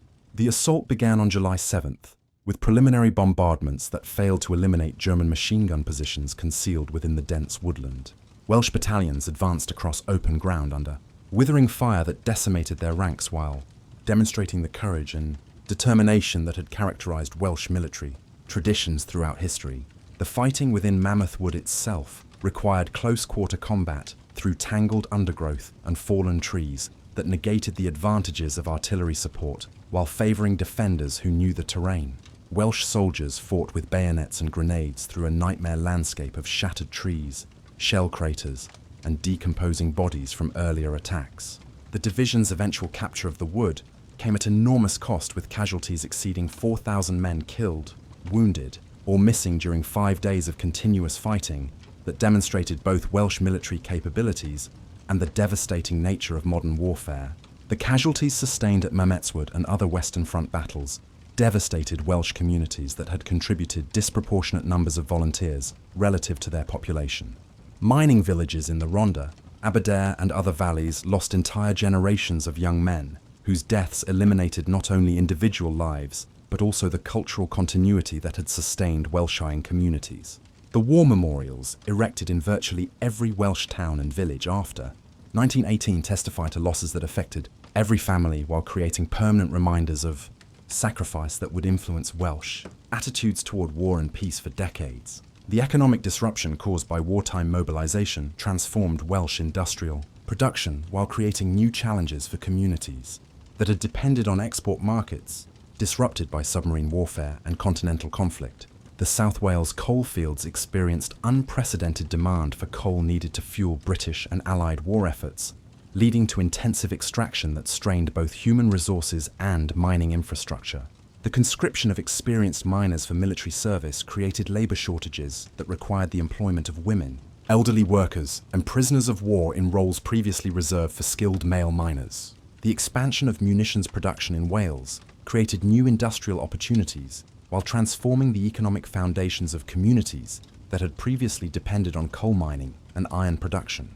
The establishment of munition factories at locations including Bridgend, Pembury, and Hiran provided employment for thousands of workers while introducing new technologies and production methods that would influence post-war industrial development. These facilities employed substantial numbers of women who gained industrial experience and economic independence that challenged traditional gender roles within Welsh society. Agricultural production in Wales faced competing demands from military recruitment and increased food production requirements that strained farming communities already experiencing long-term demographic decline. The conscription of farm workers for military service reduced available labour, while government pressure for increased food production required more intensive cultivation of marginal lands. Welsh farmers adapted by employing women, elderly workers, and prisoners of war while mechanising operations that had previously depended on manual labour. The Welsh language experienced significant decline during the war years as military service, industrial employment, and social disruption weakened the community structures that had sustained Welsh-speaking culture. Young Welsh speakers who survived military service often returned to communities where English had become more prevalent due to wartime social changes and economic pressures. The loss of Welsh-speaking young men through military casualties eliminated potential cultural leaders, while the social disruption of wartime weakened traditional institutions that had preserved Welsh linguistic traditions. The post-war economic depression that began in the early 1920s devastated Welsh industrial communities as international demand for Welsh coal and steel declined. While technological changes reduced the competitive advantages that had sustained Welsh heavy industry, the collapse of export markets, particularly for steam coal, previously used by naval and merchant vessels converting to oil fuel, eliminated thousands of jobs in mining communities that had few alternative sources of employment. The closure of collars throughout South Wales created unemployment rates exceeding 40% in some valleys while forcing mass immigration from communities that had experienced rapid growth during the industrial expansion of the previous century. The General Strike of 1926 demonstrated both the solidarity of Welsh industrial workers and the limitations of traditional trade union strategies in confronting fundamental economic changes that threatened the viability of Welsh heavy industry.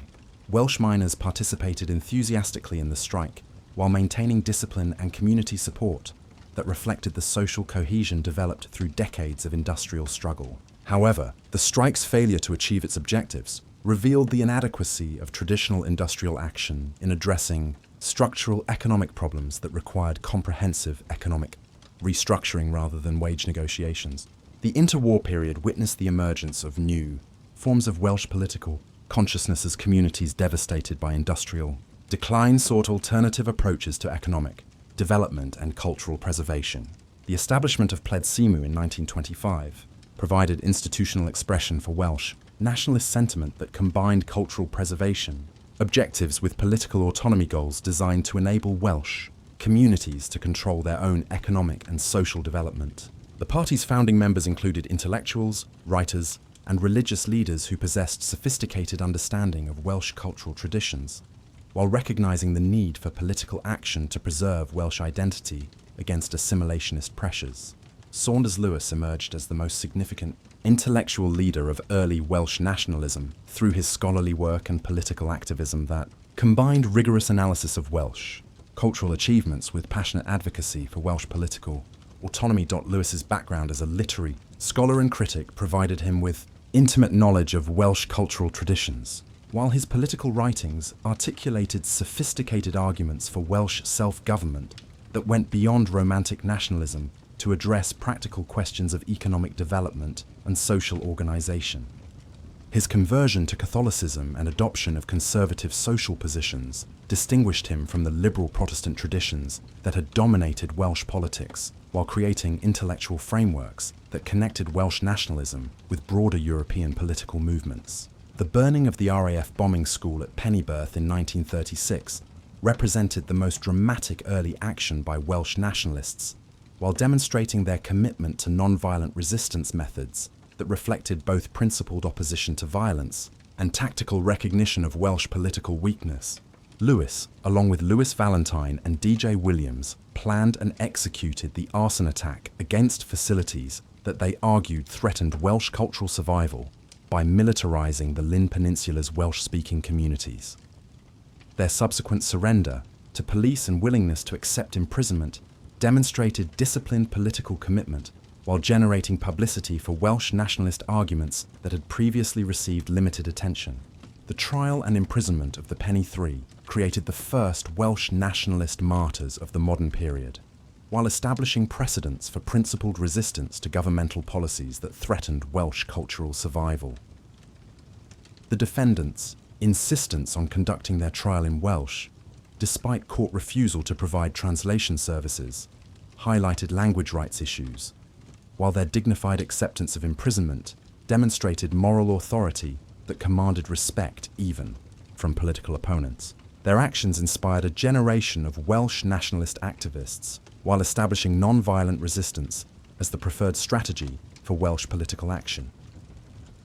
The Second World War's impact on Wales proved less devastating than the 1914 to 1918 conflict, but created different forms of social disruption through evacuation programs, military installations, and industrial mobilization.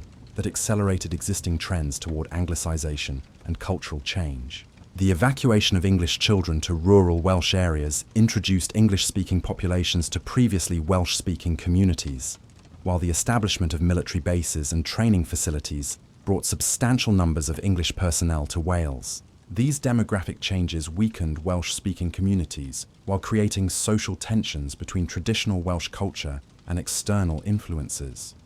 The mobilisation of Welsh industry for wartime production provided temporary economic relief for communities that had suffered prolonged unemployment during the interwar depression, while demonstrating Welsh industrial capabilities that would influence post-war economic planning. The expansion of steel production, munitions manufacturing, and aircraft assembly created employment opportunities, while introducing new technologies and production methods that modernised Welsh industrial capacity. However, this wartime prosperity depended on government contracts and strategic necessities that would disappear with the return of peace. The establishment of the welfare state during the 1940s provided Welsh communities with social services and economic security that had been lacking during the industrial depression, while creating new relationships between Welsh society and the British state. The National Health Service, comprehensive education system, and social security programs addressed long-standing Welsh concerns about poverty, healthcare, and educational opportunity, while reducing the economic insecurity that had characterized industrial communities. These improvements in living standards and social services strengthened Welsh support for the British state, while reducing some of the grievances that had motivated Welsh nationalist activism. The post-war deindustrialisation of Wales began during the 1950s as technological changes and international competition reduced demand for Welsh coal and steel. While government policies encouraged industrial diversification away from traditional heavy industries, the closure of collar throughout South Wales accelerated during the 1960s and 1970s, as oil and natural gas replaced coal for domestic and industrial heating, while more efficient foreign steel producers captured markets previously dominated by Welsh works. These closures eliminated thousands of jobs in communities that had few alternative sources of employment, while destroying the social structures that had sustained Welsh industrial culture. The Aberfan disaster of October 21, 1966 became a defining tragedy of Welsh industrial decline, as the collapse of a coal waste tip killed 144 people, including 116 children at Plas Junior School. The disaster resulted from decades of unsafe waste disposal practices by the National Coal Board. While inadequate safety oversight allowed dangerous conditions to develop despite community warnings about the TEP's instability, the tragedy highlighted the human costs of industrial decline while demonstrating the continued vulnerability of Welsh communities to decisions made by distant authorities who lacked understanding of local conditions. The community response to the Aberfan disaster demonstrated Welsh social solidarity while revealing tensions between local needs and external authority that would influence subsequent Welsh political development. The dignified grief of bereaved families and their demands for accountability created moral authority that commanded national attention, while their struggles to obtain adequate compensation revealed the limitations of existing political structures for protecting Welsh community interests. The disaster became a symbol of Welsh vulnerability to external decisions, while strengthening arguments for greater Welsh control over policies affecting Welsh communities. The decline of traditional industries created opportunities for developing new forms of economic activity that could provide employment while preserving Welsh cultural identity. The growth of tourism during the 1960s and 1970s capitalised on Wales's natural beauty and cultural heritage while creating service sector jobs that could replace industrial employment. The development of attractions, including heritage centres, cultural festivals, and outdoor recreation facilities, demonstrated Welsh ability to adapt their cultural resources to contemporary economic needs while preserving traditions that had sustained Welsh identity throughout centuries of change. The establishment of the Welsh Development Agency in 1976 represented recognition that Welsh economic problems required specialised attention and coordinated development strategies that could address the particular challenges facing post-industrial Welsh communities. The AWISE programs attracted foreign investment while supporting Indigenous Welsh businesses through financial assistance and technical support, that enabled them to compete in national and international markets. These initiatives achieved considerable success in diversifying the Welsh economy, while creating employment opportunities that reduced dependence on traditional heavy industries. The revival of Welsh language consciousness during the 1960s and 1970s reflected growing awareness that cultural preservation required active protection against assimilationist pressures that threatened Welsh linguistic survival. The formation of Cymdus I'r Gymraeg in 1962 provided organizational frameworks for language rights campaigns that employed non-violent direct action methods to demand official recognition and practical support for Welsh language use. The Society's campaigns for Welsh language television programming, bilingual road signs, and Welsh medium education achieved significant successes while demonstrating the effectiveness of disciplined political action in advancing Welsh cultural objectives. The campaign for Welsh language television programming culminated in Gwyn for Evans's threat to fast to death unless the Conservative government honoured its commitment to establish a Welsh language television channel. Evans's moral authority as president of Pled Symw and his willingness to sacrifice his life for Welsh cultural survival created irresistible pressure that forced the government to establish S4C in 1982. The channel's success in providing high-quality Welsh language programming demonstrated the viability of Welsh language media, while creating employment opportunities for Welsh speakers and cultural content that strengthened Welsh identity.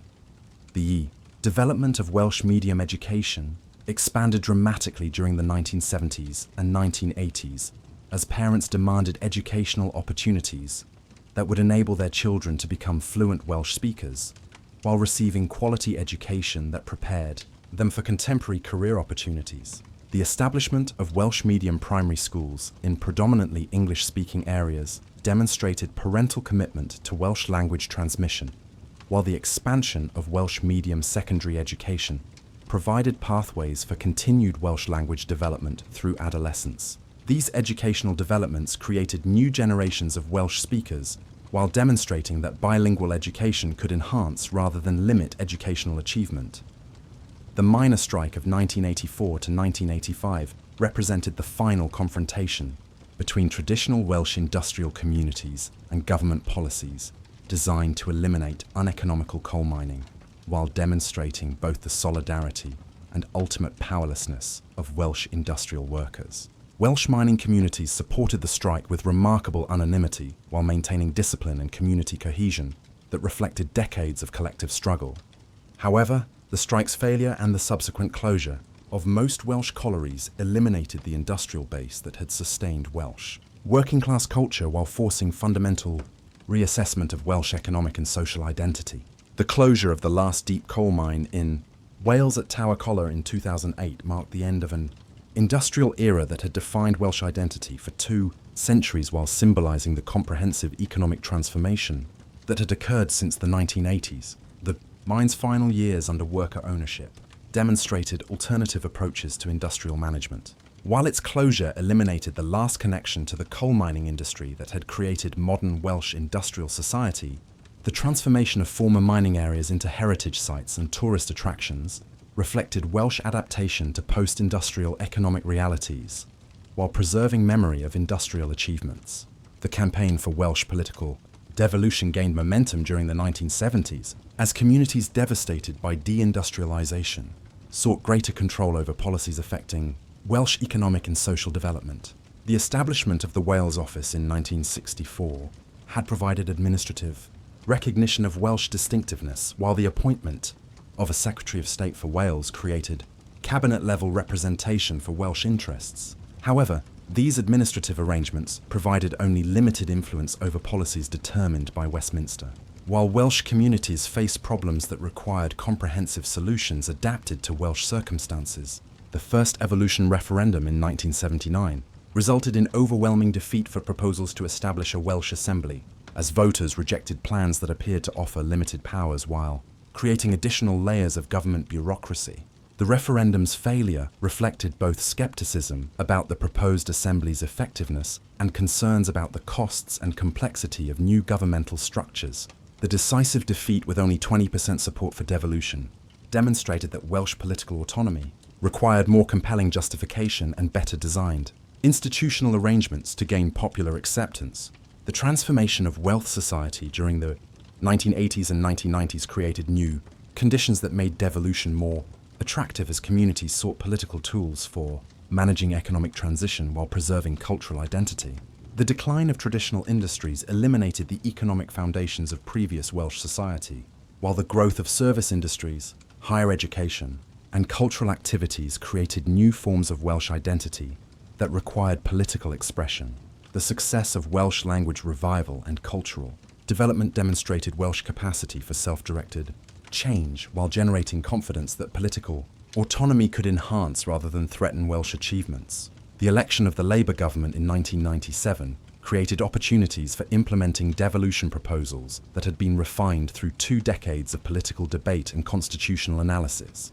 The second evolution referendum on September 18, 1997, produced narrow approval for establishing a National Assembly for Wales with 50.3% support reflecting continued scepticism balanced by recognition. The devolution offered opportunities for addressing Welsh problems through Welsh solutions. The narrow margin of victory demonstrated that Welsh opinion remained divided, while the positive result provided sufficient mandate for proceeding with constitutional change. The establishment of the National Assembly for Wales in 1999 created the first Welsh political institution with democratic legitimacy since the medieval period, while providing frameworks for developing distinctively Welsh approaches to governance and policy.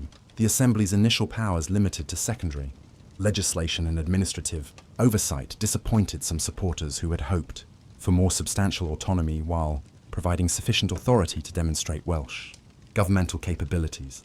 The Assembly's location in Cardiff Bay symbolised Welsh political renewal, while its bilingual proceedings demonstrated commitment to Welsh cultural values within modern democratic frameworks. The development of Assembly powers through successive Government of Wales Acts expanded Welsh political autonomy, while demonstrating growing confidence in Welsh governmental capabilities. The 2006 Act provided limited primary legislative powers, while the 2011 referendum approved full legislative powers over devolved subjects, enabling the Assembly to develop comprehensive Welsh policies in areas including health, education, and economic development. These expansions reflected both Welsh political maturity and Westminster recognition that effective governance required substantial autonomy for addressing distinctive Welsh circumstances. The evolution of the Assembly into the Senate Cymru in 2020 reflected growing Welsh political confidence while symbolising the maturation of Welsh democratic institutions. The name change emphasised the institution's legislative rather than merely administrative character, while the expansion to 60 members provided additional capacity for detailed policy development and democratic oversight. These changes demonstrated Welsh political development, while maintaining the collaborative rather than adversarial approach that had characterised Welsh political culture since devolution. Contemporary Welsh identity reflects successful adaptation to post-industrial economic realities, while maintaining cultural distinctiveness that connects modern Wales with historical traditions. The growth of Welsh medium education has created new generations of bilingual Welsh speakers who can participate fully in contemporary economic and cultural life while maintaining their linguistic heritage. The success of Welsh cultural industries, including television production, music and literature, demonstrates the continued vitality of Welsh creativity while providing economic opportunities that support cultural development. The development of modern Welsh economic strategy emphasises knowledge-based industries, sustainable development and cultural tourism that capitalise on Welsh advantages while addressing environmental and social challenges. The growth of universities and research institutions has created centres of innovation, while the development of renewable energy industries positions Wales as a leader in sustainable technology. These economic developments provide employment opportunities while maintaining Welsh commitment to environmental protection and social justice that reflects traditional Welsh values adapted to contemporary circumstances. The future of Wales depends on maintaining the cultural confidence and political maturity that has enabled successful navigation of industrial decline, cultural revival and political devolution, while addressing contemporary challenges including climate change, economic inequality, and demographic change. The establishment of democratic Welsh institutions provides frameworks for addressing these challenges, while the revival of Welsh cultural confidence creates foundations for continued development. that honours Welsh traditions while embracing necessary changes. Wales today represents a successful example of how small nations can maintain their distinctive identity while adapting to contemporary realities, demonstrating that cultural preservation and modernisation can be complementary rather than conflicting objectives. Wales's transformation from ancient Celtic tribes to a contemporary democratic nation serves as an example of the tenacity of cultural identity and the potential for peaceful political change that honours both tradition and advancement. Wales has managed to preserve its unique identity while adjusting to shifting conditions that have put the ties that bind modern Welsh communities to their past to the test, but not destroyed them. This has been achieved through resistance and conquest, industrial transformation and cultural revival, economic decline and political renewal. Wales's greatest accomplishment and most significant contribution to our understanding of how nations can embrace the future while preserving their identity is this continuity amidst change.